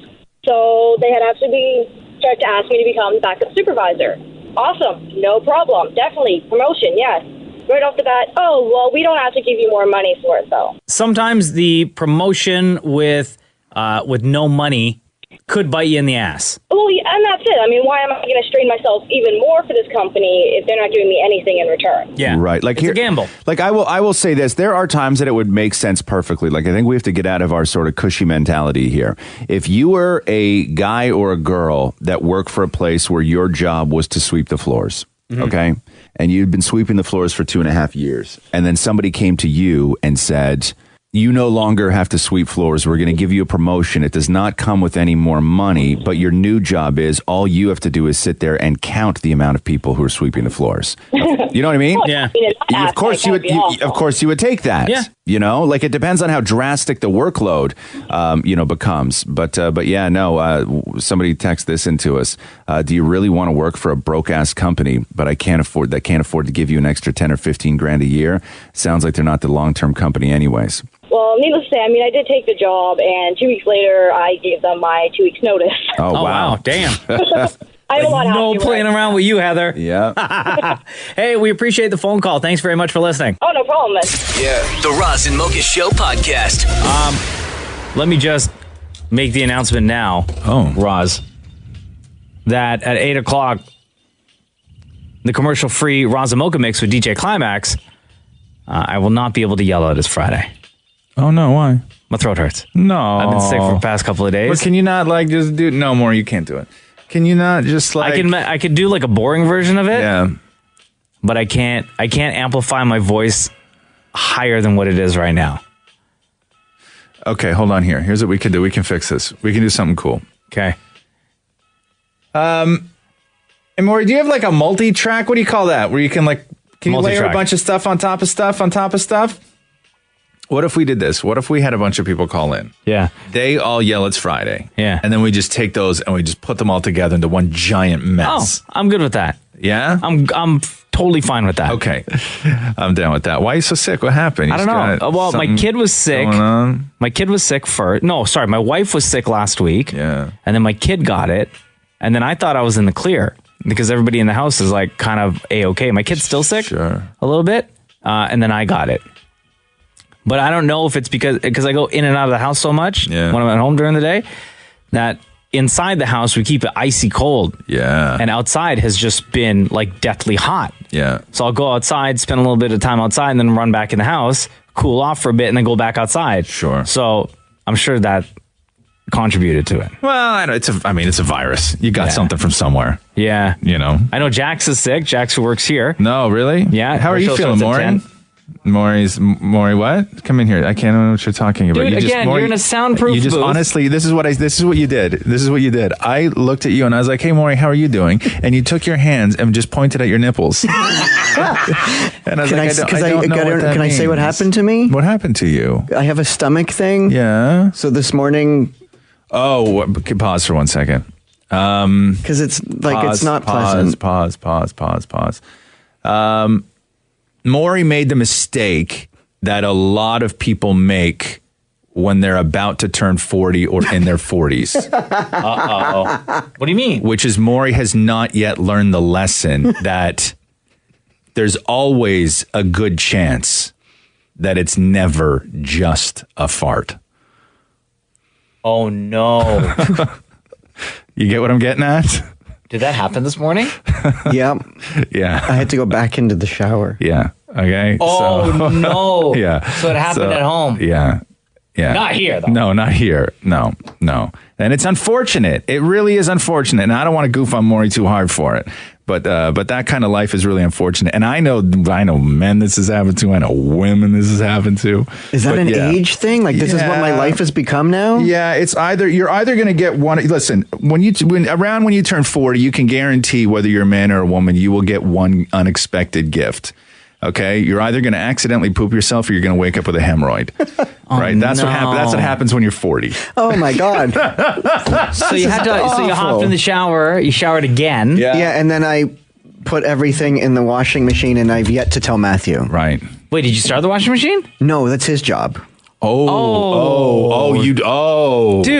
I'm not allowed to push the button. You put it in the washing machine and you didn't even turn it on? Okay. I'm not allowed. Here's what you have to do. I don't want to be in trouble for two things. No, more. You have to right away. Oh my God, it's 40 degrees out too. That condo is going to stand. And I bet you Matthew hasn't even turned on the AC yet because he's so terrified of the bill. Oh no. Okay. Yeah, I would call him and wake him up. And seriously? Yeah. So I'm going to get in trouble for three things. And you're old. Here we go. The Roz and Mocha Show podcast. I have a question. Yes, sir. Did we know that they were making another Willy Wonka movie? Did we talk about this already? I have a feeling we did. Did we know that they were doing like a not a remake of Willy Wonka, like but an origin story? An Willy origin Wonka? story. Yeah. Did we know playing this? Willy Wonka? Well, they have a short list now. Ryan Gosling, Donald Glover, or Ezra Miller. Who's Ezra Miller? Ezra Miller was in, wasn't Ezra Miller in Fantastic Beasts? He was, absolutely. Yeah, and he was also in Perks of Being a Wallflower. Oh, I like that kid. Yeah. So those are your top three candidates to play Willy Wonka in the origin story. I think it should go to Ezra Miller. Donald Glover seems a little old for that, if you ask me. I was going to say the same thing. To be honest, I would think, I would also think Ezra Miller. Second on my list would be Ryan Gosling, because I think Ryan Gosling is a little on the, I mean, he's still a young guy, but to play a younger Willy Wonka, I think Ryan Gosling is too old. Can I whisper a racist question into your ear? Can you whisper a racist question into my ear? Donald Glover being because I mean, having a black actor play Willy Wonka, because we've known him forever to be. Yeah, I think that was what I was going to whisper in your ear. By the way. I think that if you're going to reimagine Willy Wonka, I think that you can do really whatever you want with the character. I think that you go for the best actor, but sure, it's tough because you open yourself up to that immediate criticism, which in most cases is completely asinine. Yeah. And deliberately out of place. But I do think Ezra Miller is... The question, though, was really... the person. I've never been a huge fan of Willy Wonka. Like I've never. The original one is fantastic. Yeah, no, but we've watched the movie once. Yeah, same. And even we read the book, and we have the book on tape, and we listened to Charlie and the Chocolate Factory in the car and a couple of times. Elevator. No. And it's fine. Like, it's fine. It's okay. But I don't have this big, deep desire to get an origin story of Willy Wonka. Thing. I didn't think that... It's not really my thing. People had a attachment to something like Charlie and the Chocolate Factory or Willy Wonka the character to warrant a origin story. And they did this with The Wizard of Oz when Zach Braff did that movie a couple of years ago. Oh, that was so bad. Yeah. With, what was it called? With Mila Kunis. With Mila Kunis. And wasn't it called Oz or something? Yeah, Oz the Great Powerful. Yeah. You know what? I didn't mind it. I didn't mind that one at all. Yeah. I actually kind of liked that one, but even still, I was like, yeah, it's fine. Yeah. It was fine. But like Willy Wonka and Wizard of Oz, all that stuff, I don't have that sort of, I don't have that love for it. But don't you want to know how he got the factory? No, I don't. I don't care. It kind of ruins it sometimes. And the building of the chocolate stream? Nope. How he created the chocolate flowers? No. I don't care. Yeah, sometimes, I don't know. I feel like sometimes when things are presented the way they are, you should just accept that that's the way they are. I don't need to know why they are the way they are or how they became that way. What made that whole movie wonderful and that whole story wonderful was there was this guy, this eccentric, who did what he did, where he did it, and was offering something so spectacular, but you didn't know why. But the only thing that bothers That's what me made it great. is Roald Dahl wrote the book from where it began. Roald Dahl didn't write. Roald Dahl? Who is Roald Dahl? Who is Roald the Dahl? Author of Chocolate Factory, Roald Dahl. Okay, let's go with Roald Dahl.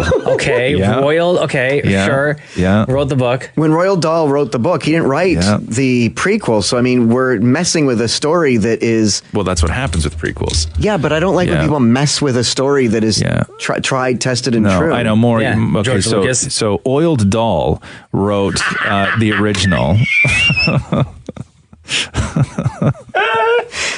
Royal Dahl. Am I saying that right, Maury? Royal Dahl. Oiled Dahl.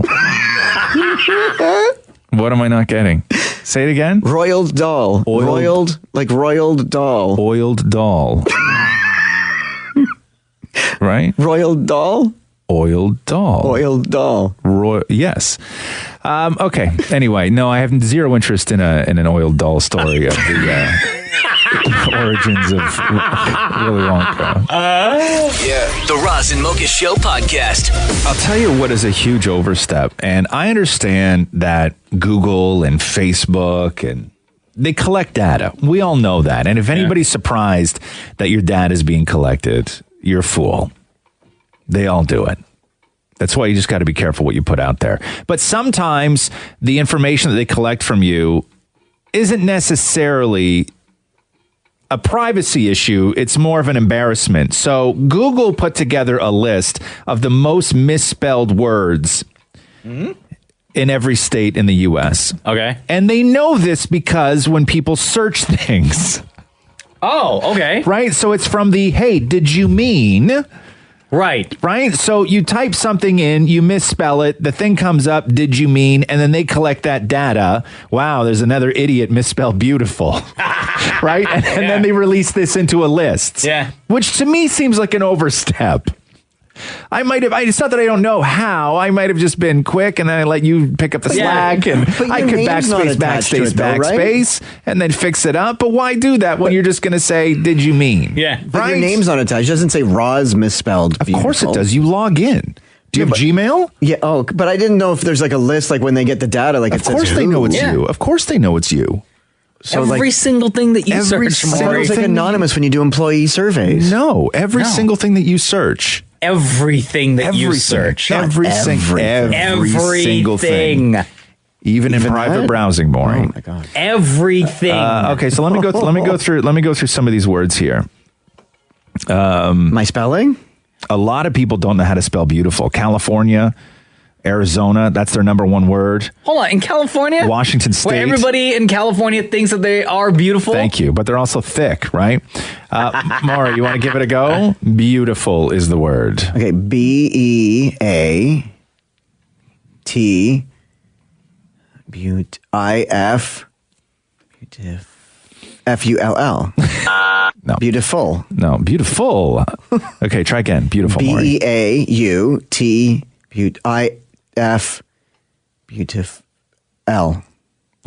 L? Beautiful. Beautiful.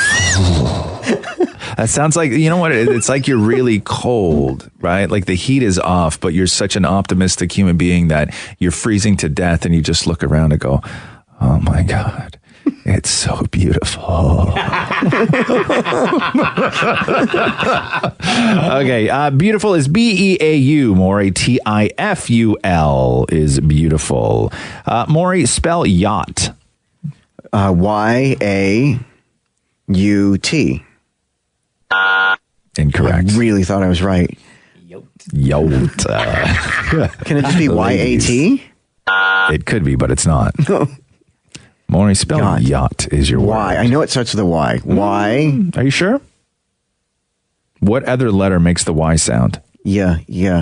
I'm just kidding. It does start with a Y. I just wanted to know if I could get you a second guess yourself. I thought he was going to seriously say like E. Okay, Maury. Yacht is your word. Yacht. Y-U-E-T. No. Y-A-C-H-T. Yacht. Oh, I would have never gotten that. Vacuum, something you're not allowed to touch in the house, Maury? One of many things. One of many things. Vacuum. V-A-C-U-M. Incorrect. V-A-C-U-M-E. Incorrect. V-A-C. Sorry. Slipped.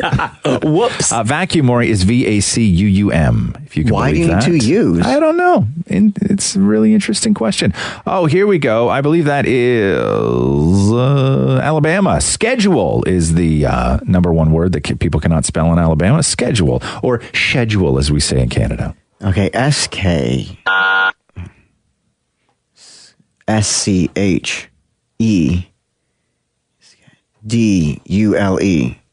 Oh, are you sure? Yes. Are you sure? S-C-H-E-D-U-L-E.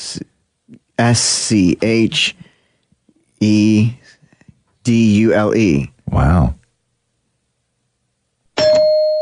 Wow, we've never heard that. I even know you had a right button. Wow. It took me forever to find it. That's crazy. Let's do one more. Oh, resume. Maury. Resume. R-E-S-O-M-E. Resume. By the way, these are Google put together the list of the most misspelled words state by state in the U.S. according to what people have typed into the search bar. Here we go. Maury, one more time. Resume. R-E-S-U-M-E-A.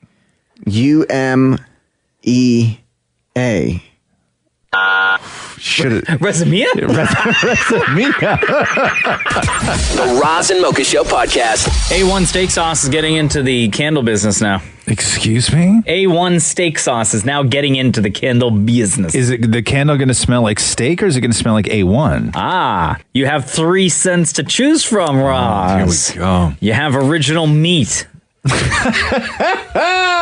You have backyard barbecue. Oh, yes. And you have one called Classic Burger. Okay. And this is what the candle looks like. This looks like a jar of A1 sauce. It looks That's like a jar cut of in A1 half, sauce, yeah. and then you light it up. It's interesting with, we have a lot of candles in the house. Yeah. And I'm really quite particular about smells. Catherine's very particular about smells, but our smells don't really match. What do you mean? What we like. What do you like? Because I don't compared like to this. her? I can't stand the smell of lavender. Oh, so really? Anything, I don't mind it. anything with lavender in it, I just can't do it. And Catherine likes sandalwood. Yeah, I don't mind sandalwood. I like sandalwood. Yeah, I don't mind sandalwood, but I like anything kind of outdoorsy. I like citrus. Oh, samesies. I like citrus. I like vanillas. Oh, samesies. I like. Man, no wonder we're best friends. Yep. Yes, we are. I like citruses. I like vanillas. I'm not so much into the green planty kind of. I got in trouble for buying a candle this weekend. Yeah. Because it's this big candle and the smell was the best thing I've ever smelled. It was tobacco and patchouli. Right. See, I don't like patchouli. Yeah, either. patchouli's gross. It's one of my favorite smells. I love patchouli. Yeah. And how much did you pay for this candle? It was like $40 for this candle. And the lady said, when the candle's done, you can keep the container. Yes, of course. Why wouldn't we? They're not going to come and get it. I was blown away. You know what I mean? Could you imagine going to a shoe store and they go, and once you get them home, the box is yours. And you're like, for real? Are you kidding me? This is amazing. I can make a diorama. I don't have to bring it in for you. I don't have to bring it back to the store. Name a scene. I got a box now. It's diorama time. Get a little cellophane and blue construction paper. Lake. What? Matthew, get the pine cones. It was a huge selling feature. I'm like, you're so right. Oh my God, the things I can do with this container. So what are you going to do with the candle container then? Because it comes in this, like, it looks like a concrete block. And when the candle's done, you have a concrete block. Yeah, it's for all your concrete block needs. Right? To do what with, though? She said you could put loose change in there. You could put keys in there. She started listing all the things you could put in this concrete So the woman is it's a giant pocket? Jesus Christ. So you just went to a store where a woman explained to you the concept of a container? All the things you can put in all the things that you can put in something. You can put change. Okay, you can put your keys. I have a long coupons. I have a long list of things that you can put in things. Let me run down the list. Let me run down the list for you. And you just start telling me what appeals to you. And so Matthew doesn't like the smell, but if he doesn't like the smell, how are you ever eventually going to have a place to put your keys? Oh, he wants me to dig it out, throw out the candle so we can have the concrete block. That's so gross. Yeah. The Roz and Mocha Show podcast. Maury wanted to tell some jokes today. Did you not? Yeah, oh my God. Based on what? Hold on. Because today is a special day. Hold on. It's not your birthday. Not yet. What is Last week in my 30s, though. What are you talking about? It shows. Wow, that trumps the awesome compliment I got yesterday. Hold on. Let us finish. Wow.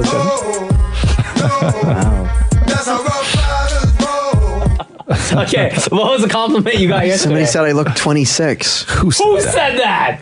Obviously, somebody who's insane. Who said that? Who? Somebody came and said hello and was like, and I don't know how it came up. I'm like, I'm turning 40 in a week, and they're like, but you look 26. Who they're said lying that? to you when they say. Wait, what do you mean somebody came up to you yesterday? Where were you? I was walking on the street, and normally I ignore this when it happens, but somebody said, are you Maury from the Roz and Mocha Show? And I said, yes.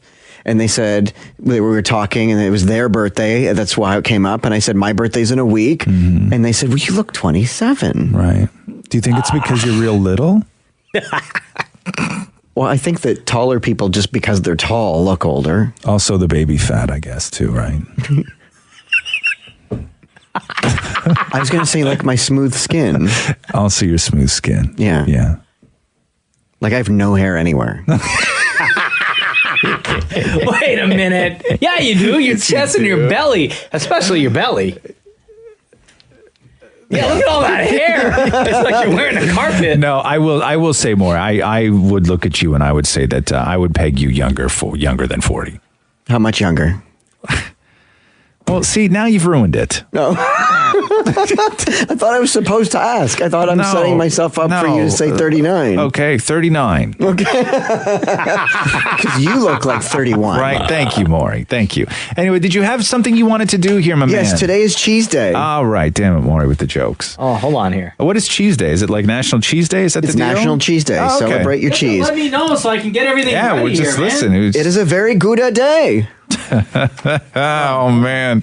Okay. My kid wants to come in and do jokes with you, by the way, more. Oh, yeah? Oh, wow. Yeah, she wants to spit some. Finally, she wants to talk to me. No, I didn't say that. Okay, here we go. Okay, we're going to do this just because. Ladies and gentlemen. It's already started, welcome Mocha, to by the the way. stage. All right. It's already started. Damn it, Maury. Oh, my God. What was that?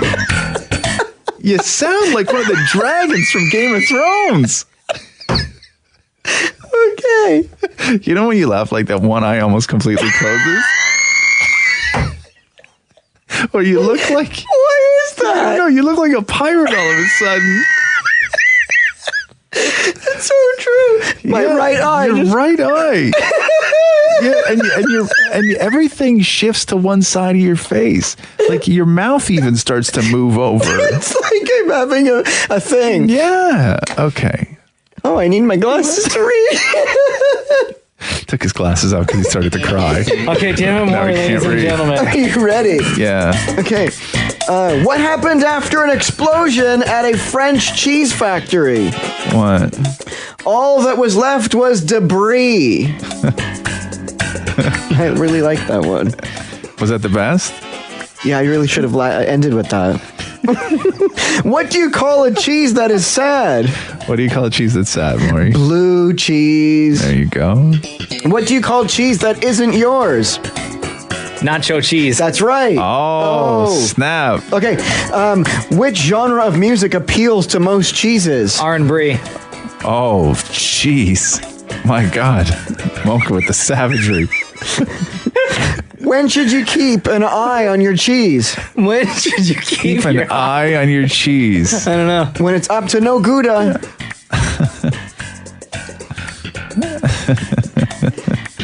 Whom did the cheese... and pages and pages of cheese jokes, by the way.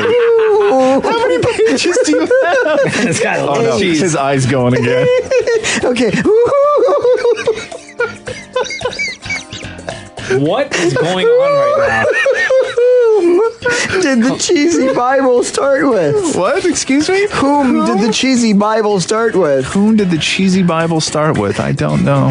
Adam. Jesus of Nazareth? Edom and Eve. What? Edom and Eve. Edom and Eve. Kind of Adam and Eve, because Edom is a kind of cheese, Okay, right? I got you. Okay. Yeah. What hotel do mice stay in? What hotel do mice stay in? The Stilton. Instead of the Hilton? Thank you. The what? The Stilton? What kind of cheese is Stilton? Stilton cheese. It's a very smelly cheese. What happened after an explosion at a French cheese factory? A lot of debris? Yeah. What is that laugh you have today? Okay, we're done. Oh, that was it? Yeah. Oh. That eye. Okay. And here's a song on Kiss. Here we go. The Roz and Mocha Show podcast. Hey, it's Roz and Mocha. Good morning. Hi, good morning. Hi, how are you? Fantastic. What is your name? Vicky. Brittany, why are you so fantastic today? It's my birthday. What? Yo, happy birthday. Oh, thank you. There you go. How old are you today, Brittany? 36. Nice. Perfect age. 36 is the perfect age. So what happens when your birthday falls on a Monday? Do you celebrate the weekend before? Do you celebrate the week of? Do you celebrate the weekend after? It's usually the weekend before. Oh, okay. So you did all the big celebration Saturday and yesterday. Well, not the big one. I mean, normally that's what happens. But yesterday I just had dinner with the kids and the husband. And then next Saturday my dad's throwing me a barbecue. Oh, nice. Wow, there you But then that means that on your actual day, nobody really cares. Well, I've gotten some text messages and Facebook messages, but no, nothing's really happening today. Yeah, no, your actual birthday day is for social media and close family and friends to sort of text you or call you. And at work, they decorate your locker. Sure. The celebration, though, goes on whenever you decide to get everybody together. The birthday celebration can really happen at any point. Okay, fair enough. Right, Yeah. that's right. You just want to feel some love on the actual day. Nah, sure, I get that. I get that. Would you like us to sing you happy birthday? I would love that. And what's your name again? It's Vicky. Vicky? Yes. Vicky with a V. Okay. Like Vicky Cristina Barcelona. Okay. Okay. Yeah. Okay. Hold on. Let me get I'm going to get us a note here. Hold on.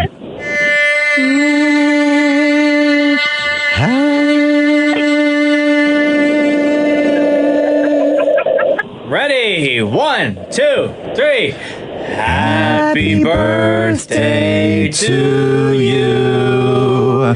Happy birthday to you. Happy birthday, dear Vicky. Happy birthday to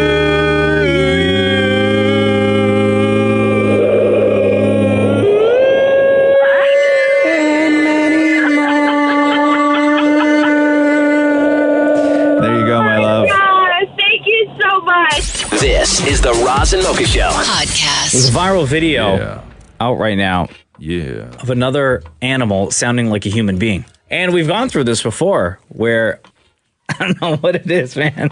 But these animals, they don't want to be animals no more. They want to sound like human beings. It's called evolution, man. Something's about to happen, and it's not looking good for us. if you thought the robots were going to take over and AI and everything, nope. Them animals been scheming. I've seen Planet of the Apes, man. I know how this ends. Not good for us. Not at all. Caesar is home. So let's go through these real quick. Okay. Of course, we have goats yelling like people. Yep.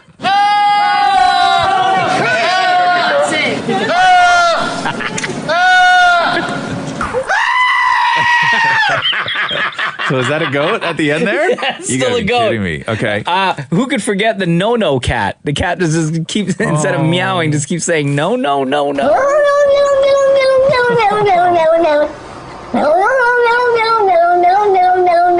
Little kid. My heart breaks. My heart breaks for that poor little cat. And you want to talk about evolution? What about this dog who says, I love you? Mishka, I love you. Mishka, I love you. I love you. Good girl. They're Shut taking over. the front door, They're man. taking over. So the next one that's going viral right now. Don't tell me what the animal is. Can I hear it first? Yes. Okay. And this one is singing opera. Like for real. Okay? Are you ready? Yeah. You cannot keep interrupting. No. I'm having a conversation.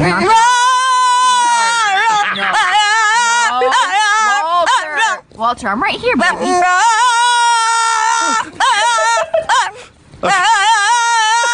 Okay. What is that? What is first that? of all, the animal's name is Walter. Yeah, what is that?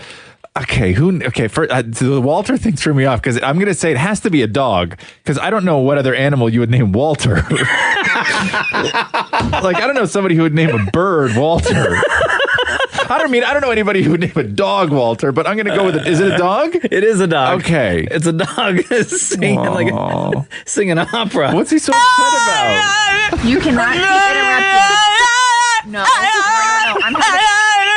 I'm having a conversation. No.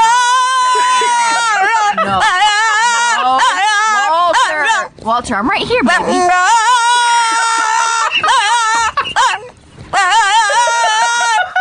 Here we go. The Roz and Mocha Show podcast. Happy birthday today to Russell Brand, who turns 43.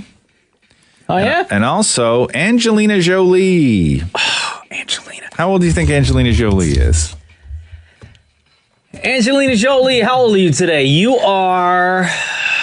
It's a tough call because I always get thrown when people started their careers when they were young because I forget how long they've just been in my life. Like, I don't really remember show business without Angelina Jolie really in it because she was young when she started. I'm going to say Angelina Jolie is 37 years old. Incorrect. This may be the most off that you've been in a really long time. Don't tell me younger. No. Older? Yeah. Well, yeah, duh. Okay. No, same. 42. 43. No, really? Yeah. No. She's older than you. No, she's not. She's my age. I thought you were 42. Yeah, Angelina's 43. Which reminds me of that brilliant time when Angelina was in town for the film festival and Maurie talked to her on a red carpet. And she was here, I guess she was still together with Brad Pitt at the time.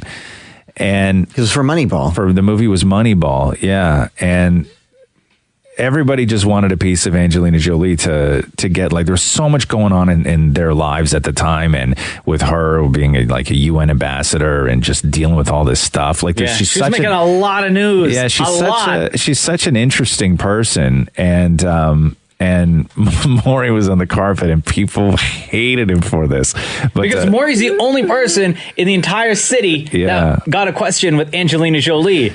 Yeah, and so this was the question that he asked her. Angelina, if you were to play baseball, what position would you play? I don't know enough about baseball to tell you. I love it. Also, who doesn't know enough about baseball to just name a position? Like, off the top of your head, you should have just said, like, pitcher. Right. Done. Thank you. Move on. Done. And over the years, as this clip has aged, I feel less rage for Maurie and more rage for Angelina Jolie. You know, your husband's movie is about baseball. I get that, right? You grew up in America. for the most part. You should know enough about the world to be able to just name one baseball position. One thing. Where She could have even said coach. Sure. Even if she had said, I'm not a fan of baseball, I would never play. But she said, I don't know enough about baseball to even say. Angelina, if you were to play baseball, what position would you play? I don't know enough about baseball to tell you. Right? I don't know enough about baseball to even name a baseball position. Yeah.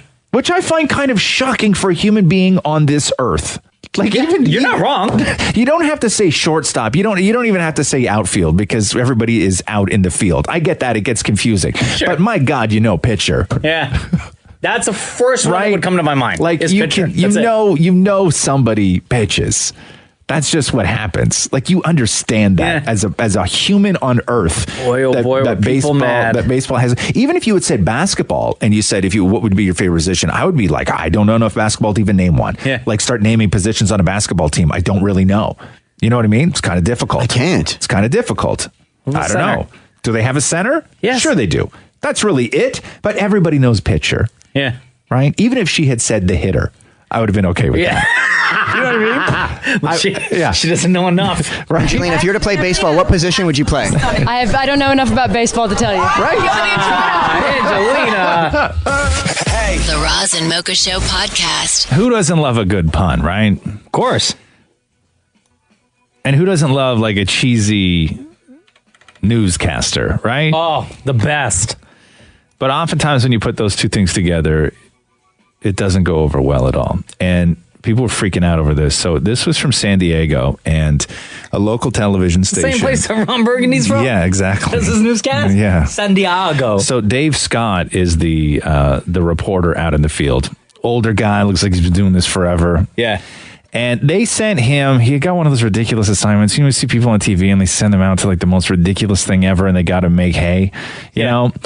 So they sent him to something called the Inflatable Run. The Inflatable Run is a festival and sort of like a fun activity-based day with all inflatable things, inflatable bouncy castles, those guys that you see out in front of used car things, those big inflatable men with the wacky arms, inflatable boats, inflatable everything, right? So it's the Inflatable Festival.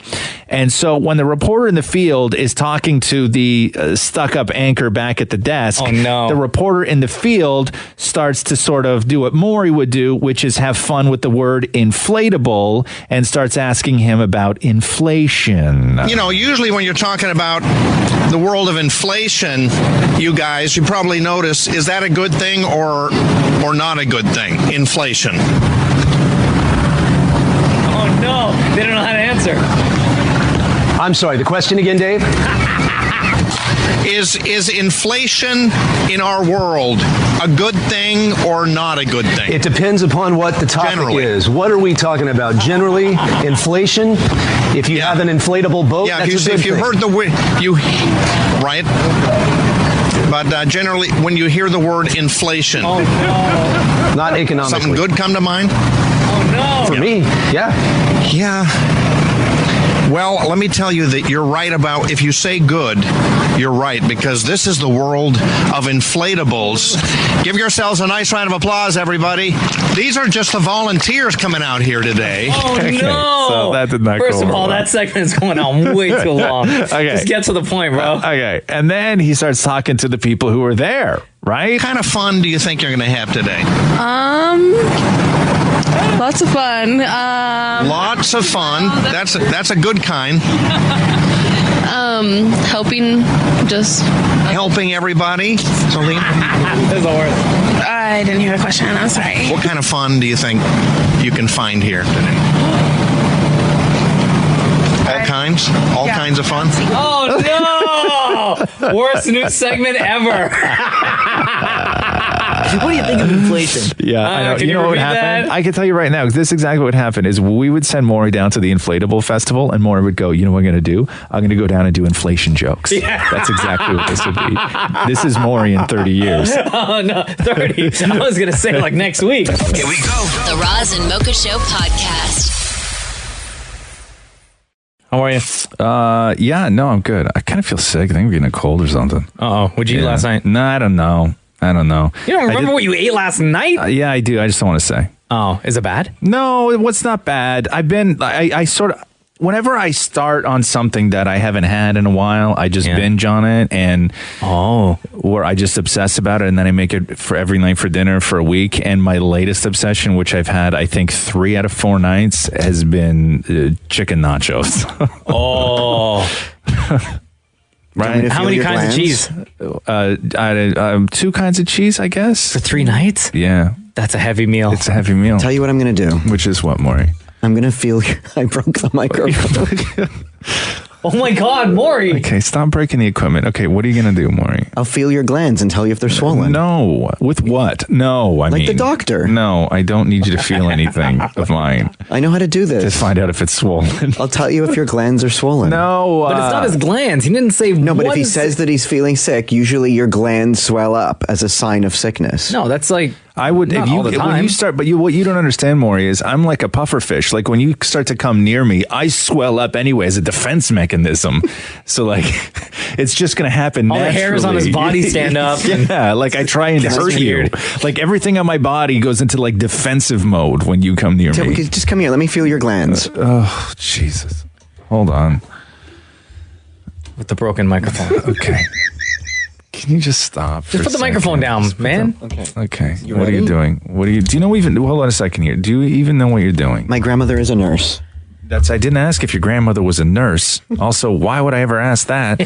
That's like me saying, yeah, I've been to the doctor once. Yeah. My grandmother's a nurse. My uncle's a doctor. Yeah, but my uncle delivered Jim Carrey. Right, but nobody would ever say that. You would never say, I got to go to court, and you'd be like, don't worry, I got it. I can defend you. My uncle's a lawyer. You know what I mean? Like you would. I've watched every single season of Suits. I would never allow that to happen. I'm warming my hands for you. No, okay, just. What did you eat prior to walking into this room? All I had was a tea. Okay. Let's just assume everything.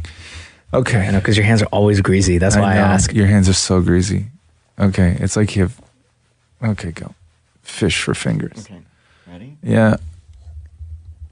So Maury has his index and middle finger on both hands. Why are your on both sides of Roz's neck? Okay, I think I found them. What, his glands? Yeah. Well, they wouldn't be anywhere else other than in one specific spot. I feel something. That's what she said. Okay, you know what Maury's fingers feel like? What? Okay, take 2 glue sticks. Put them in the fridge for 5 minutes, and then take them out and wind them out the entire way, and then touch your face with them. That's what Maury's fingers feel like. Those aren't fake. They're violation sticks, is what those little things are. I think you're good. No, thanks. Here we go. The Roz and Mocha Show podcast. Hey, it's Roz Mocha. What's up? Hey, it's my first day back to work from my mat leave. Wow, there we go. Congratulations. How you feeling? So I feel great. I've kind of it's not my first. I've kind of been back a couple of days, like transition days. But this is my first morning, full day. So did you just leave the kid at home with a credit card and the phone in case he needs a pizza or something? Yeah, that's all I was No, you can hear him. Can't you hear him? He's in the back seat. I'm driving him to my in-laws right now. Yeah. Oh, okay. Sorry. Now, did you say, is this your first kid? This is my first kid. Oh, okay. And what type of emotions were you feeling this morning when you got up, realizing that it's going to be the first time that you're going to be away from your child heading back to work? Well, thanks. Now I'm going to cry. No, I'm excited. I mean, I was ready to go back to work. He's going to my in-laws, so it's not like he's going to be with strangers, I guess. I don't know. So he probably won't even know that I'm gone the whole day. He won't even care. Yeah. Because he's with no, and, going to eat Italian food and watch Italian TV. And I'm going to come home and go pick him up, and he's going to be like, oh, yeah, that's right. I do like you, too. How old? I guess just a year? Did you take the full year? Or did you take a little bit more? Yeah, he'll be a year and 2 weeks. Yeah, it's tough when you got to figure out what to do with the kid who's 1, because it's daycare is even they're just lumps still at that point. You know what I mean? They're mobile and everything else, but they're just lumps. It's not like they can start to reason and learn things and fall in line, I guess that you would when you're at a daycare with structure. They're wild. They're still feral at that age. What's your name?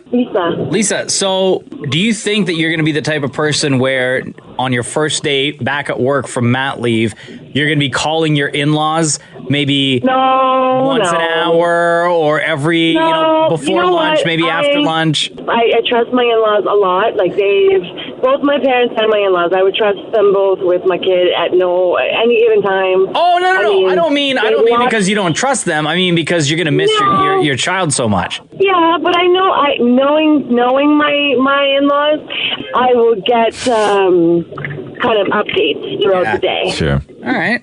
I feel like I'll get like a, hey, by the way, this is what he had for lunch, and okay, now he's napping, and that kind of stuff. So when he pooped. No, that's not really an issue anymore. Oh. Maybe like in the first month, when he used to poop every hour. Now it's kind of like, hey, by the way, I changed 3 diapers today. Yeah. God, I don't miss those days, man. I tell you. The terrible transition is that there's so many things that are just awful about having a kid.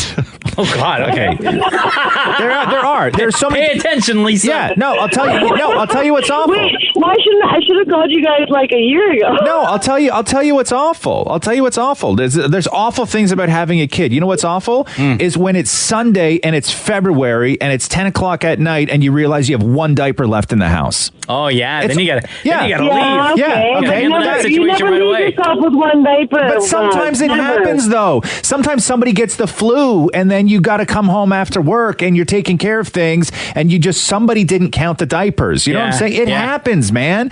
Awful things. There's some awful things, right? So, but the thing that sucks is I don't ever remember buying the last pack of diapers ever so we could celebrate.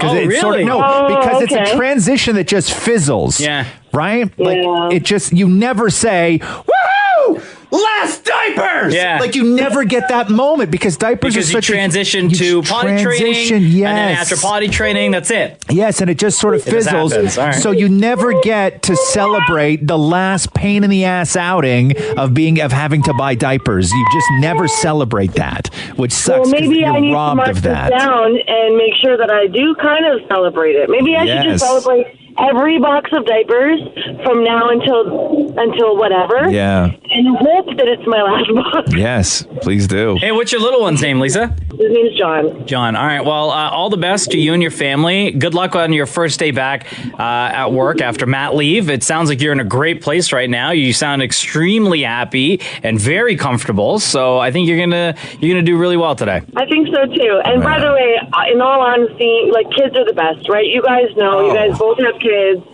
Cruz is just adorable. Aw, thank you. I just want to not to be like cannibalism, but I want to eat his face. Mm-hmm. Wow. Okay. You're just the cutest. Please, Lisa. Next time you see us at Longo's, do not say hi. I'm just kidding. But he is. It's really sweet that you when you guys post stuff about your kids online. It's really sweet. Thank you, Lisa. We appreciate you so much. All right, take care, guys. Here we go. The Roz and Mocha Show podcast. Kimberly and Ron from Minnesota made a pact that said simply, and this is like right out of a movie, man. If you're still 50, if you're still single when you're 50, and I'm still single when I'm 50, why don't we just marry each other? They were best friends. Yeah. And they made that pact years ago, and then it just so happens they were both single in their 50s, and they followed through with it. Like, who does that? Yeah. You always joke about it. Totally. But Kimberly and Ron did it. Hey, Kimberly, welcome to the Roz and Mocha Show. Hi, good morning. I'm good. You guys are a Netflix movie come to life. What's funny is the reporter that actually did the original story from the Star Tribune, Chris Hewitt, said, I swear to God, you could do like a rom-com with this movie when he first started talking to us. And, has anybody approached you since that article came out? Has anybody approached you? No. Okay. Do you want to verbally give us the rights to your story now or no? No, I think I'll keep him. Okay, you're going to hang on to that. Okay, we had to try. So when did this pact happen that you guys made with each other, you and Ron, that if you guys are still single by the time you're 50, that you'd marry each other? When did you make this pact? I think we've come to, we don't remember exactly, but we both had to have been in our 30s. Okay. When we did it. Both single, out of relationships. I was raising 2 kids on my own. And it was just one of those jokingly conversations, kind of like, when you make it big, don't forget the little people kind of a thing. And we were just joking around with, you know what? We're tired of kind of the dating game and the BS that goes with it, and talking about growing old and, the benefits and the kids and everything. And I just jokingly said, okay, if you're single, let's just do this. Let's just get married when we're 50 and I'm the youngest.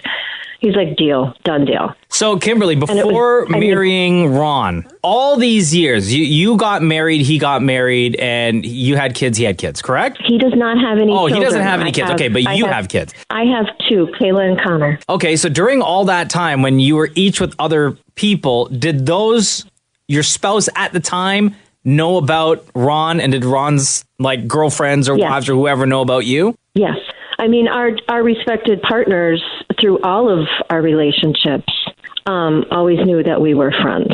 So even though that you guys always knew that we were friends, you had made this deal sort of years ago, but when it actually came time, was there a proposal? And what did that proposal look like? Yeah, he actually did propose to me. It was New Year's Eve of last year when it was frigid here. I'm sure you guys understand the word frigid. Yeah.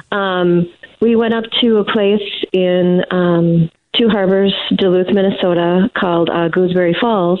And Ron loves Gooseberry Falls and frozen waterfalls. And of course, it was like 28 below for the temperature. Yeah. Long story short, I turned around and there he was on one knee with a ring. Now, Ron, the romantic. Now, I know that you guys had said that if you were both 50, that you guys would marry each other. Now, Ron's 54, you're 51. So when he turned 50, was he tapping on his watch, being like, yo, TikTok? I'm 50. TikTok, Kimberly. we did not say when I'm 54. No, during all of that time, we were with other people. Wow. That's crazy. So it was just kind of, it was once we started dating through these last couple of years, it was one of those light bulb moments. And I turned to him and I said, do you remember that stupid, silly pact we made whenever how old we were, that we were 50?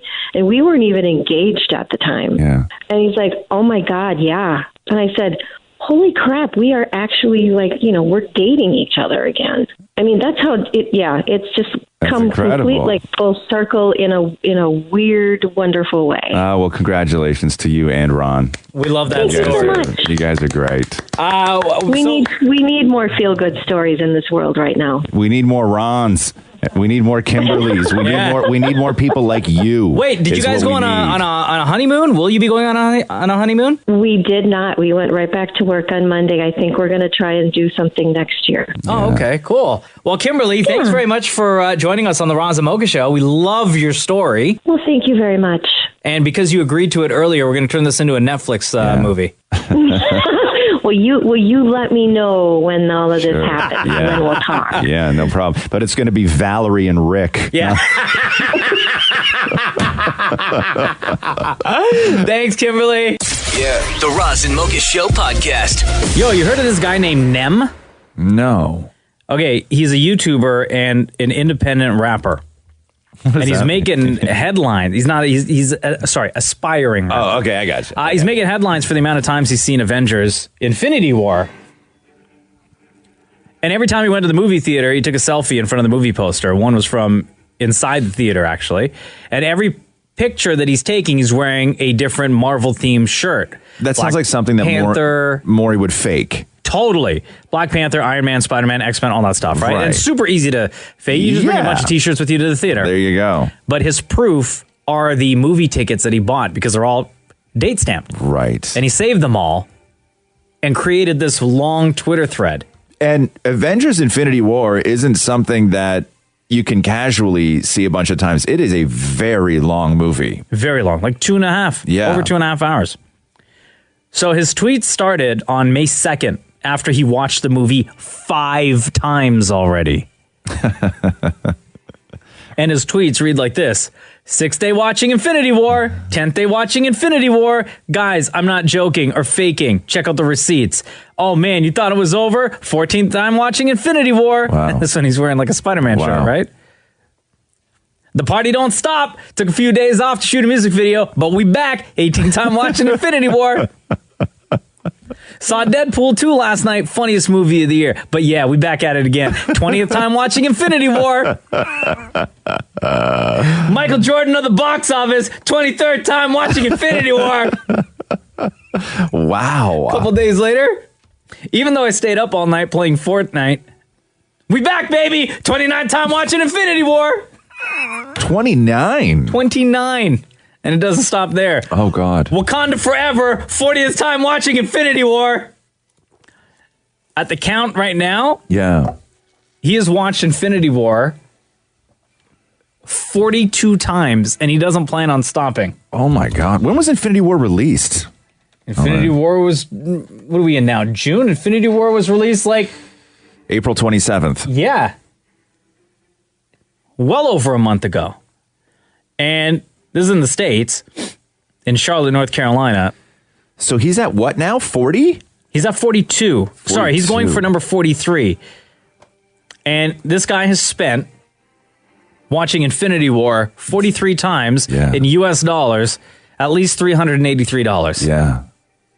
Jesus. But once you put that out on Twitter, yeah, you have to continue. Like, there's no, I know. That's the problem. There's like no end because now you're at that peak. You're 43 is your peak now that you're going for. The mob will build you up and they will also tear you down. Yeah. Like, what is the number? Is it 50 and then you stop? Or do you just keep climbing and go to 100 and then you stop? Or do you try to see the movie every single day until the end of its theatrical run? Here's what I would like to see happen right now is I would like to see somebody come out of the gate and commit even harder. Oh, no. And like challenge him? We can go several times in a day. Yeah, I would like to see that happen. I would like to see somebody try and catch up. That's how this story should end. When the battle is on. It is called Infinity War. It really is. You know? That's so true. It is Infinity War. Oh, who's going to step up? Somebody should step up. Yeah, I may actually bankroll it if somebody wants to take this guy down. If you have the kind of life that you can go 5 times a day. Damn. Here we go. The Roz and Mocha Show podcast. Man, did Miss America shook the world. Yeah, man. I mean, now, hold on. They had to, though, right? Did they, though? I mean, they didn't have to. They can do whatever they want. If you miss a story... Now, correct me if I'm wrong. Gretchen Carlson was Miss America, right, Maury? Find that out for me. She was a pageant winner, I believe. So Gretchen Carlson, former Fox News host, and she was one of the people that was instrumental in taking down Roger Ailes. She was Miss America. Like, did she win or she was a contestant? Tell me. She was crowned in 1989. 1989, Gretchen Carlson. So she's been through this. So just so you know where her point of view is, she's not an outsider coming in to shake things up. So she does an interview. She's the new chairwoman of Miss America. And they've implemented some drastic changes to the pageant. One is that it's not even a pageant anymore. So this is Gretchen Carlson yesterday explaining the new Miss America. We are no longer a pageant. We are a competition. We will no longer judge our candidates on their outward physical appearance. That's huge. That's huge. And that means that we will no longer have a swimsuit competition. And that is official as of September 9th when we have our competition in Atlantic City. We'll also be revamping our evening gown competition phase as well. And so we're no longer judging women when they come out in their chosen attire, their evening wear, whatever they choose to do. It's going to be what comes out of their mouth that we're interested in when they talk about their social impact initiatives. Women of all shapes and sizes. It's very difficult to talk about without somebody calling you a perv, but I think that there's room for everything in the world. And I don't think you're alone. And as far as I know, if somebody had said that they were involved with Miss America and they were poorly treated and they felt victimized and they were forced into doing something that they did not want to do, I would be behind you 100% saying, shut that garbage down.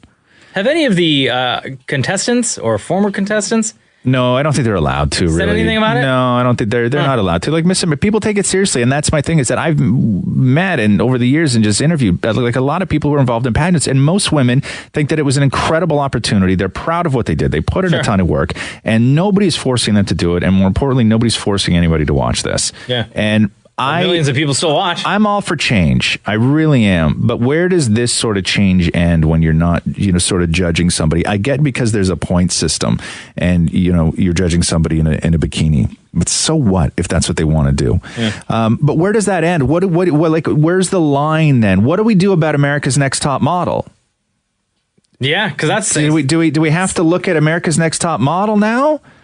I'm sure that's next. Do we I just don't know where this ends. I'm fine if you want. I'm fine if you want to change things. That's fine. Go ahead and change things. However, I do believe that all that stuff can coexist in a world happily. I think that we can be woke and we can fight for what's right, but we can also still have the ability to compete in a bikini if we want to compete in bikinis. I think that everybody should have that right. Damnit Maurie, when the story broke, took it to the streets to find out. I'm curious. ASAP. I'm curious.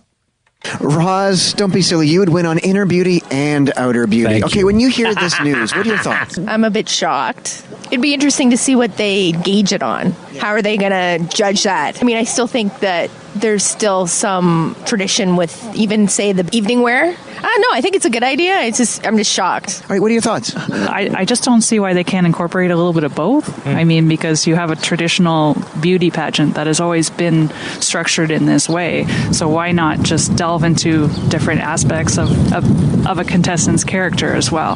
Why not just fold it into the mix? I think it's an absolute great opportunity for women to show themselves as who they are, not as just a pageant queen. But I think that it's a great aspect for women now that they can actually do these things and they can actually have a different type of show instead of just making it straight edge. Hi, I'm wearing a bikini. No, that's special that they're doing that, but I think that they should incorporate the bikini because beauty's on the outside too.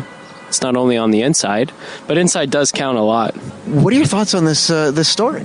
I think it's ridiculous because it's about physical appearance, and I think that's it. It's a terrible idea. So when you hear something like this news today about Miss America, what are your thoughts? Interview is nice, but you want to see the other stuff as well. So I think it could hurt the show a little bit for some viewers, but it might bring a different kind of audience now. I think it's beautiful that they're going off of, the inner beauty side of things, but at the same time, most of the time, the pageant has been focused on the outer beauty, and people have to show off what they got. Right? It's just the outside matters as much as the inside. Would you watch if there were no swimsuits? Probably not. Oh, damn. I like swimsuits. I like it completely superficial. I do. Because that's what we all want to see. That's what makes it fun. We like it superficial. That's why we watch it. We want to see what it's all about. Pretend. Wow. Yeah. It's all about, things you can't have. Wow. This is the Roz and Mocha Show podcast. America's Got Talent on City TV this fall, baby. Yeah. I like Howie Mandel. I always have. Nice guy. I used to watch Howie Mandel when I was a kid when he did that character Bobby. Remember he talked like a baby? Oh my God, dude, can I tell you? I used to love that show. Yeah. And then and Howie Mandel, the thing that really, made him famous. One, he was brilliant. But it's so funny because before the Bobby voice, the thing that made Howie Mandel famous wasn't even a joke he told. It was when he would put a rubber glove on his head and blow it up with his nose. Oh, yeah. Oh, my God. I forgot about that. Right? Remember that? That was such a huge part of his act. Holy cow. I forgot about that. And he has done, Howie Mandel is so brilliant and he has done so much and he's had this just incredible career. But he got famous for putting a rubber glove on his head and blowing it up with his nose. And Howie Mandel, so correct me if I'm wrong, he looked like a chicken in a space helmet, right? Howie Mandel, he's germaphobe, right? Yeah. And he doesn't shake hands or anything. He does the fist bump. Did he let you fist bump him yesterday, Damnit Maurie? Yeah. Oh, okay, cool. Yeah, did you try to shake his hand or no? Oh, you did. And what did he say? Or he just put his fist out? Yeah, he just puts his fist out because you forget all the time. Totally. Right? Because it's just by just instinct. You meet somebody, you want to shake their hand, right? Yeah. So the big story still with Roseanne, and he was here for the City TV upfronts, which is where they pitch all their new shows and tell you what's coming up on the schedule. And America's Got Talent is still as big as it ever was. Oh, and, hell yeah. But the big story still is what went down with Roseanne. And no better person to talk to about this than Howie Mandel. Are you at all surprised at what happened, or do you think they made the right decision? I'm not surprised by what happened. I think in this day and age, we're living in and especially as a comedian, we are living in a very politically correctly charged era, and which is, we have to be cognizant about it. And us in media, regardless of what end of the media, have to be responsible. And if you're going to be irresponsible, then you should not share in the gifts that this industry gives us. It's in everybody's contract when you work for a corporation, you need to, exude proper behavior. And, Twitter's a scary place to be. Do you think that the show can succeed if they rebrand it without her? That's what they're talking about doing this week, is still doing the show, but without her. The answer to me, I'm friends with Sarah Gilbert, and who was instrumental and the executive producer of the show. Ultimately, it just comes down to really good writing. And as long as they could really write and keep that level of comedy and those stories and that, yes, good comedy will always win regardless of who's doing it. Here we go. The Roz and Mocha Show podcast. By the way, my new favorite movie on Netflix is a movie called Kissing Booth. Kissing Booth. It's I've heard of that. like a teen rom-com kind of thing. It's dynamite. The girl in it is cute as a button and charming. Yeah? And it has a flair to it that it should not be made in 2018. There's some real questionable decisions in the movie that these teenagers do, so it feels like it was made in like the late 80s, early 90s kind of thing. Some of the decisions that they make. The Kissing Booth? Yeah, it's called it's called the Kissing Booth. Oh, on the poster it says she could tell her best friend anything except this one thing. Yeah, she's in love with his older brother. You find that out really early on. I didn't spoil anything. But Kissing Booth, it was such a breath of fresh air because it had such freedom almost that what do you mean? You just don't see anymore. Just decisions that people make. Going into the guy's locker room and taking your top off to make another guy jealous, and just like all this stuff, right? Just like all this stuff that you don't see anymore. Are there famous people in it? A kissing booth where like you get blindfolded and the people, you know what I mean? It's just like there's nobody famous in it. Oh, that makes for a good movie. I like when you do. The girl sort of looks like the girl that Jaden Smith carries around like a baby all the time, but I don't think that that's her. What? You ever see those pictures of Jaden Smith carrying his girlfriend around like a baby? No. Yeah. I gotta look this up. Jaden Smith carrying girlfriend like a baby. Yeah.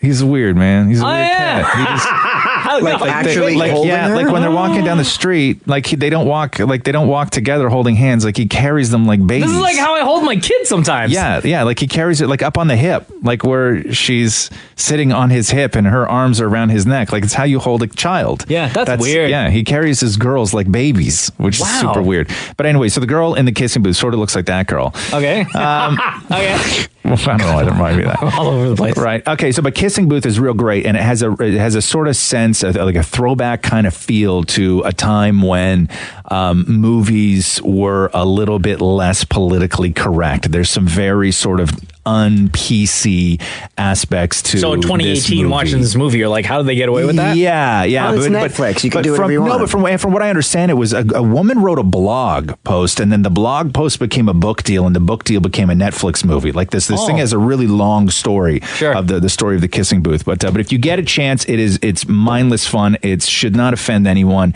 and it's a crass teen rom-com is what it is. Are we recommending movies now? No, we're not. Just this one. Okay. We all saw Sex in the City 2, Maury, and it sucked. Here we go. The Roz and Mocha Show podcast. How are you, man? Yeah, I'm good. Took a woodworking course. Oh, how was it? It was great. What'd you build? Like a box. Yeah? Yeah. I mean, it's week 1 of 2. Ooh. I got to go back next Saturday. Oh. Yeah. How long was the course? Noon till 5:30. What? Yeah. Are you serious? Yeah. 5.5 hours. Yeah. How many people in the class? 8. Yeah. Wait, just one box? Or One box. Amount of time? Yeah, just like, one I thought box. you'd be making like multiple boxes. No, it's very intricate the way they do it. But you know the drill. What's that? No, it's a wood joke. Oh. What are you talking about? I saw that coming. Good one, Roz. Classic. You build a box, and it's really it's quite cool because I don't know. You ever built anything with your hands, Maury? No. So let me talk to Mocha then. So it's like a memento box kind of thing, right? Yeah. And it's everything you sort of know. It's a wooden box. Like, it's a wooden box, is a wooden box, is a wooden box. But what you learn and what I wanted to learn was the sort of design behind something that looks really cool, because you can see a million wooden boxes, and then you go into a place where you see a box and it's got like just a design and aesthetic to it that you'd have no idea actually how they made this thing. Like IKEA. It looks like it's one sort of solid piece, but it's actually, it's really wild the way they do it. And so I wanted to know the sort of philosophy behind making these little things and the design that goes into it, not so much the actual putting it together. The other people but the sort of design. who were in the class, did any of them have previous woodworking experience? Or was everyone kind of on the same level, newbies? I think that there were, because I mean, I did a lot of woodworking in high school. Yeah. Sorry. Come on, man, grow up. I know, I'm trying. I don't get it. Okay, never mind, Maury. I did a lot of work with wood in high school, if that makes it sound any better. So I knew all the machines, but it was just different techniques using those specific machines kind of thing. So it was great. It was dynamite. I love the smell of a wood shop. Yeah. Man, oh my God, sawdust and just like noise and everything else. They're like, here's your head, here's your earplugs, so the machines don't get too loud. Do you have to wear like goggles and stuff? Yeah, you have to wear safety glasses because dust in your eyes just sucks. Yeah. Nobody enjoys that. Nobody. Safety gloves? No, never gloves in a wood shop. Okay. That's how you lose fingers. Yeah. Like that's. Oh, really? Oh, yeah. I didn't know that. Yeah. No, never gloves in a wood shop. Okay. No, because if you have a glove on, like a leather glove, you won't feel the tip of the leather glove hit a blade. Oh, that's true. Until that blade is turning that tip of the leather glove into burger. Right. Yeah. Like that's why. Yeah. No gloves in a gloves in a wood shop. Fingers. And it's so long fingers. Right. Yeah. No. So it's kind of cool. So it's like I love. I would really recommend this for anyone. And that is, practical hobbies really make the difference in a busy life. Mm-hmm. Even though you're so slammed and you're so busy, a practical hobby keeps you sane. And it has to be something completely different from what you do for a living. This is why I stamp collect. That's why you stamp collect. Yeah, no, physically doing something. Like, you need to do something with your hands, and whatever it is, I don't care whatever it is. Pottery or drawing or baking, something. You need a practical hobby because you realize everything that we do is on a screen, right? Yeah. Everything we do is on a screen. And to actually just sit and have to do something from start to finish that you will most likely screw up is so liberating. Take up photography, for God's sake. Realize how a real camera works and not your phone, and how really you suck at taking pictures. That's what I've been doing the past little while. Yeah, your phone is really good at taking pictures. You're not good at taking pictures. Yeah. Put a real camera in your hand. So take who's a course. Going to get the box that you make? I don't know. I don't know what I'm going to do. My birthday is coming up. Is there like a lid on it, or is it just an open box? No, there's a lid on it. Oh, yeah? Yeah, well, first thing that with you hinges, do, or no, it lifts off freely? No, it just lifts off freely. Okay, cool. Well, so you have to make the lid too? No, you build one solid unit of a box, and then you literally just slice the whole thing in half, and then the top half becomes the lid. Oh, yeah. It's crazy, dude. Wow. Yeah. Wait, so what's next week? Same thing, same box. Another box? Not done. Are you serious? Yeah, it'll take 12 hours to build this box. That box better be lit, bro. Roz and Mocha Q&A. Before we get to Ask Roz and Mocha, feel free to give us a rating or a review wherever it is that you download the Roz and Mocha Show podcast from. We would love that. And it is now time for Ask Roz and Mocha. The best part of the podcast, where every week you're going to see on our Instagram account an Ask Roz and Mocha picture, and people are amazing at posting questions. Yeah. And we try to get to as many as we can, and usually we like to have at least one person on who listens to the show and loves the podcast to ask their question live with us. So Crystal Young is on the phone with us. Hi. How's it going? How are you guys? Good. How are you guys doing? Good. What's your question, Crystal? First of all, how old are you? 26. And are you single? Are you married? I'm in a relationship. You are in a relationship. Okay, cool. Here we go. What's your question? So my question was, do you consider going to a strip club and not just looking, but getting a lap dance? Do you consider that cheating? Okay. Before we give our answer, Crystal, Is this something that you're going through right now? Yeah. So I've been with my boyfriend for a little over 3 years. And for me, it was considered cheating. But for him, it wasn't. And he didn't know that I had considered it cheating until he did it.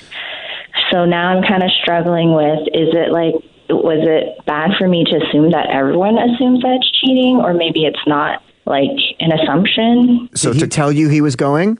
He didn't tell me until after it happened. Right. And had you had the stripper conversation before or no? Kind of, but like it wasn't like where I was like, that's cheating, like that's my line. It was more like he was a best man for his friend. Not this time around, like it was a year ago, like a couple of years ago. He was best man for his friend, and his friend who was getting married wanted to go to a strip club for his bachelor party. Sure. And we had only been dating like a year-ish too, right? So I was like, are you going to be doing anything? And he's like, oh no, it's his bachelor party. Everything's going to be for him. So I never, from that point, I didn't really have to like bring it up. Yeah. Because he was like, oh, it's his bachelor party. Obviously everything's going to, like, we're going to be paying for him to enjoy. So I didn't need to like really be like, okay, like, so don't do anything, because he had made it clear it wasn't for him, right? Right. When it comes to sort of strippers and whether it's cheating or not, first of all, if you have to ask if something's cheating, best not to do it. Yeah. Right? If you have to ask if something's cheating, just assume it is. Like, your life is not going to be better for it. But I can see it both ways. I can absolutely see why somebody in a relationship would consider going and getting a lap dance, whether you're a guy or a girl, cheating. And I can also see why somebody would say that it's not cheating. And I've heard this from both men and women. Yeah. It's a tough thing. But if you are with somebody who truly does not care about strip joints and is not worried in any way, then fine. If you have anybody who has any sort of reservation whatsoever, even on a morality level, when it comes to stripping, just stay away. You don't need to go to a strip joint. Your life is not going to be any better from going to a strip joint, and your life is not going to be any less from not going to a strip joint.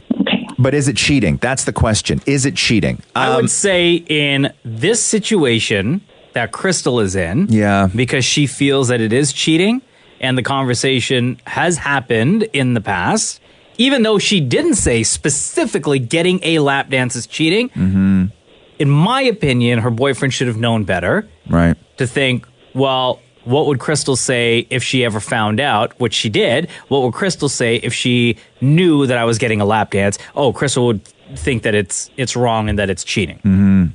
Right? To Roz's point, every relationship, every situation is completely different. And I'm not trying to start things between you and your boyfriend, Crystal. Okay, let me ask you this question. What about it do you find cheating? Is it the fact that it's sort of done in a sexual way? Is it just another woman touching him? Is it another woman's butt on his lap? Is it hands on his body? Like, what specifically, when it comes to getting a lap dance, do you find to be the cheating part? Or is it just the intent on doing it anyway? I think it's more like so full disclosure, I've never been to a strip club before. Okay, yeah. My knowledge is based off of what people tell me and movies. So from my understanding, I just felt like, for him to see another girl naked, have her be up close and like touching him, he gets to touch her, things like that. That feels a little too intimate to me. Sure. I will say this. There is a very, very good chance that the woman who is on your husband's lap thinks that he's sad and wants his money. Right? She's not into him. Not that makes it any better, right? She's not into him. She's just playing the game. I know a lot of guys that feel if their wife goes for a massage, they prefer if it's a woman rubbing down their wife as opposed to a guy, because they feel that that's too intimate. You're putting hands on my girl. It's not done in a sexual way, but she's topless lying on a bed and you have full control and you're feeling her body. That a lot of guys have a hard time dealing with that. Yeah. I get that. I get all sides.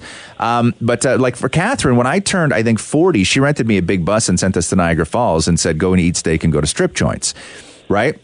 So she was cool with that. We did it in a big group and it was a lot of fun. But on a Friday night, would I ever just go to a strip joint and get a lap dance? Hell no, I wouldn't. Because it's not that I think it's cheating, but it's sort of disrespectful. Yeah.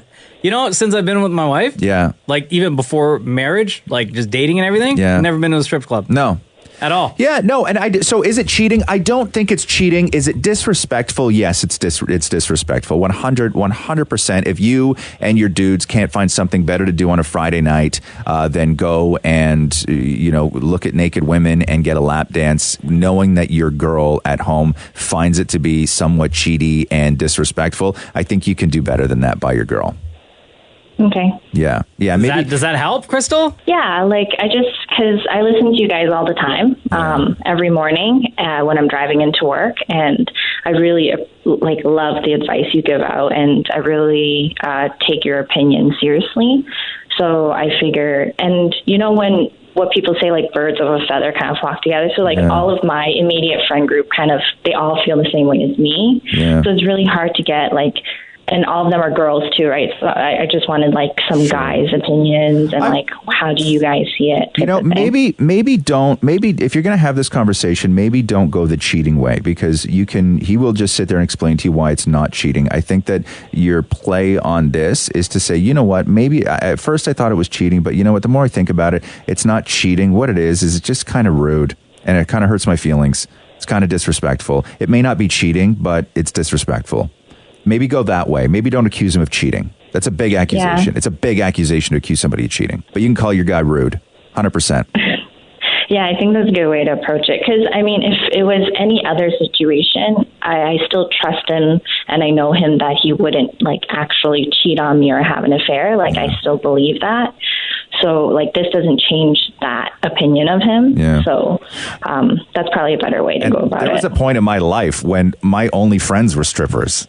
Oh, yeah? Yeah. Damn. You still keep in touch? No, not at all. I'm just kidding. not at all. Hey, Crystal, thanks very much for joining us on the podcast. Thanks for having me. This is really exciting. Take care. You too. Thanks, hon. Maury, going to a strip joint, cheating or not cheating? Not cheating. Not cheating, okay. All right, as we continue, ask Roz and Mocha. Yes, exactly. Anton asks, if you could see one movie again for the very first time, what would it be and why? Oh my God, that is a hard question. If I could see one movie again, I'm trying to think of the movie that had a really huge impact on me. Does that mean when you see it, it's as if you've never seen it? Yes. Yeah. A League of Their Own. Really? What? Of all the movies that you love? I love that movie. Really? And to see it again for the first time when the Peaches come out onto the field. I think that was their team. Yeah. And it was so emotional. Like the very end with the reunion. You're so weird. Who would pick A League of Their Own? I mean, I love that you did it, but man, if I had to write a list of movies that I wish I could see again for the first time, A League of Their Own would. And they let Dottie play? Yeah, no, I know. I was going to say, for me at least, the obvious would be like Star Wars or Back to the Future, especially Back to the Future, or I don't know, Scarface. Yeah. Oh, and I'll add Perks of Being a Wallflower. Okay, that one makes sense. That one makes sense. Yeah, I'm trying to think of what movies had those great impacts on me. But the thing is that when I think of the impact that it had on me, I think that it had that impact on me because I saw it at the age that I saw it. Yeah. So if I saw Star Wars now, I don't know if it would still have that same impact. So I'm trying to find a movie that had that was just so different. I have another one. Yeah. If we're going down that road, Deadpool. Because really? Yeah, because I did not like Deadpool at all. Yeah. I'm not into the character, I'm not into the movie, right? Yeah. But I didn't see Deadpool until it came out digitally. So it was after all the hype, and there was so much hype after that very first Deadpool that I was expecting this amazing, crazy movie. Yeah. And I watched it, and I was like, oh, this is what everyone was hyping up? Yeah. It's kind of disappointing, to be honest with you. It's interesting. So for me, when it comes to movies, there were some really pivotal moments in film for me. And those movies my thoughts on those movies have almost been tainted because there were so many copycat movies that came around after it. So I would say right now, if I could go back and rewatch Pulp Fiction again for the first time without having been influenced by all the copycat Tarantino movies that came out after that, that movie was just so crazy that I remember just like not even understanding what the hell I was watching because it was just so well done. So that movie had a huge impact on me. Not because I thought not because I thought it was the best movie, but because it was just such a different movie from what everything else was at that time. Yeah. That is a tasty burger. Yes, Maury, it is a tasty burger. Holly Clifford wants to know, who were your worst neighbors and why? David Maury's like, let me run down the list. Yeah. Where do I begin? I haven't had a lot of bad neighbors. I've had pretty decent neighbors. When my brother and I first moved to Toronto, we lived beside two older gay guys, and I think they had like a 50-year age difference between them. One of them, his name was Bruce, and and he was just super chatty and real great. And he was almost deaf, so their TV was so loud all the time. No. Yeah, and he was just straight. He was like a straight up, just like an old gay guy, and they were both they were a wonderful couple, but his sort of demeanor and the way that he spoke was just so matter of fact. And I remember getting off the elevator one day, and Lloyd wasn't there, and Bruce was there, and I was like, "Hey, Bruce, how's it going?" And he was like, "Oh, good. Went to the doctor yesterday." And I was like, "Oh yeah," and he's like, "They took out my eye." Oh no, Bruce! Come on, man. You need anything? Yeah. So then it was one-eyed Bruce. Oh no! Yeah, half deaf, one-eyed Bruce. But they were my best neighbors. I haven't had a lot of really lousy neighbors because I'm a pretty good neighbor too, and I think you are too, Mocha. You're a pretty good neighbor. I would say up until now, I haven't had terrible neighbors. I mean, the neighbors, unfortunately, that I have on one side of my house right now, they don't take care of their property. The outside of the house, they just don't care. Yeah, so sad. like garbage and recycling bins will be left out like 3, 4, 5 days after the pickup day. Yeah, right. They don't take care of their yard, and I get the weeds from their yard and my yard. They're not really my favorite, but other than that, I've gotten along great with all my other neighbors. David Maury lives in a condo where he literally hates everybody. Well, I think the worst neighbor would have to be the guy that grew or made meth next to me when I lived in an apartment, and they had to call the drug people and build a tent outside, and we had to evacuate. Yeah, the police. Yeah. So that'd be the worst neighbor. Matthew's new thing now is that he hates with our neighbors. So do you know anything about meth? And from Breaking Bad, right? But you don't grow meth. Yes. So you had one neighbor who cooked meth. That's a pretty terrible neighbor. The new thing that drives Matthew absolutely nuts now with our neighbors is that they say hi when we're walking together. They say hi only to me and don't acknowledge him, and it's driving Matthew insane. I love that. Ask Roz and Mocha every week. You're going to see a picture on Instagram at Kiss925 that simply states Ask Roz and Mocha. Feel free to ask anything you want. You have the chance of getting onto the podcast. Can we do one more? Sure, pick one, Roz. What ridiculous thing has someone tricked you into believing or doing? I got one. What? My friend John once told me that they turn off Niagara Falls at night. and then we had to go there, and it was at nighttime. I'm like, when does it turn off? He's like, oh, any minute now. And so I sit by the window waiting for the falls to turn off. Oh my God. Thanks for listening to the Roz and Mocha Show podcast. Catch the guys live weekday mornings from 6 to 10 on Kiss 92.5, Kiss925.com, or on the Kiss 92.5 app.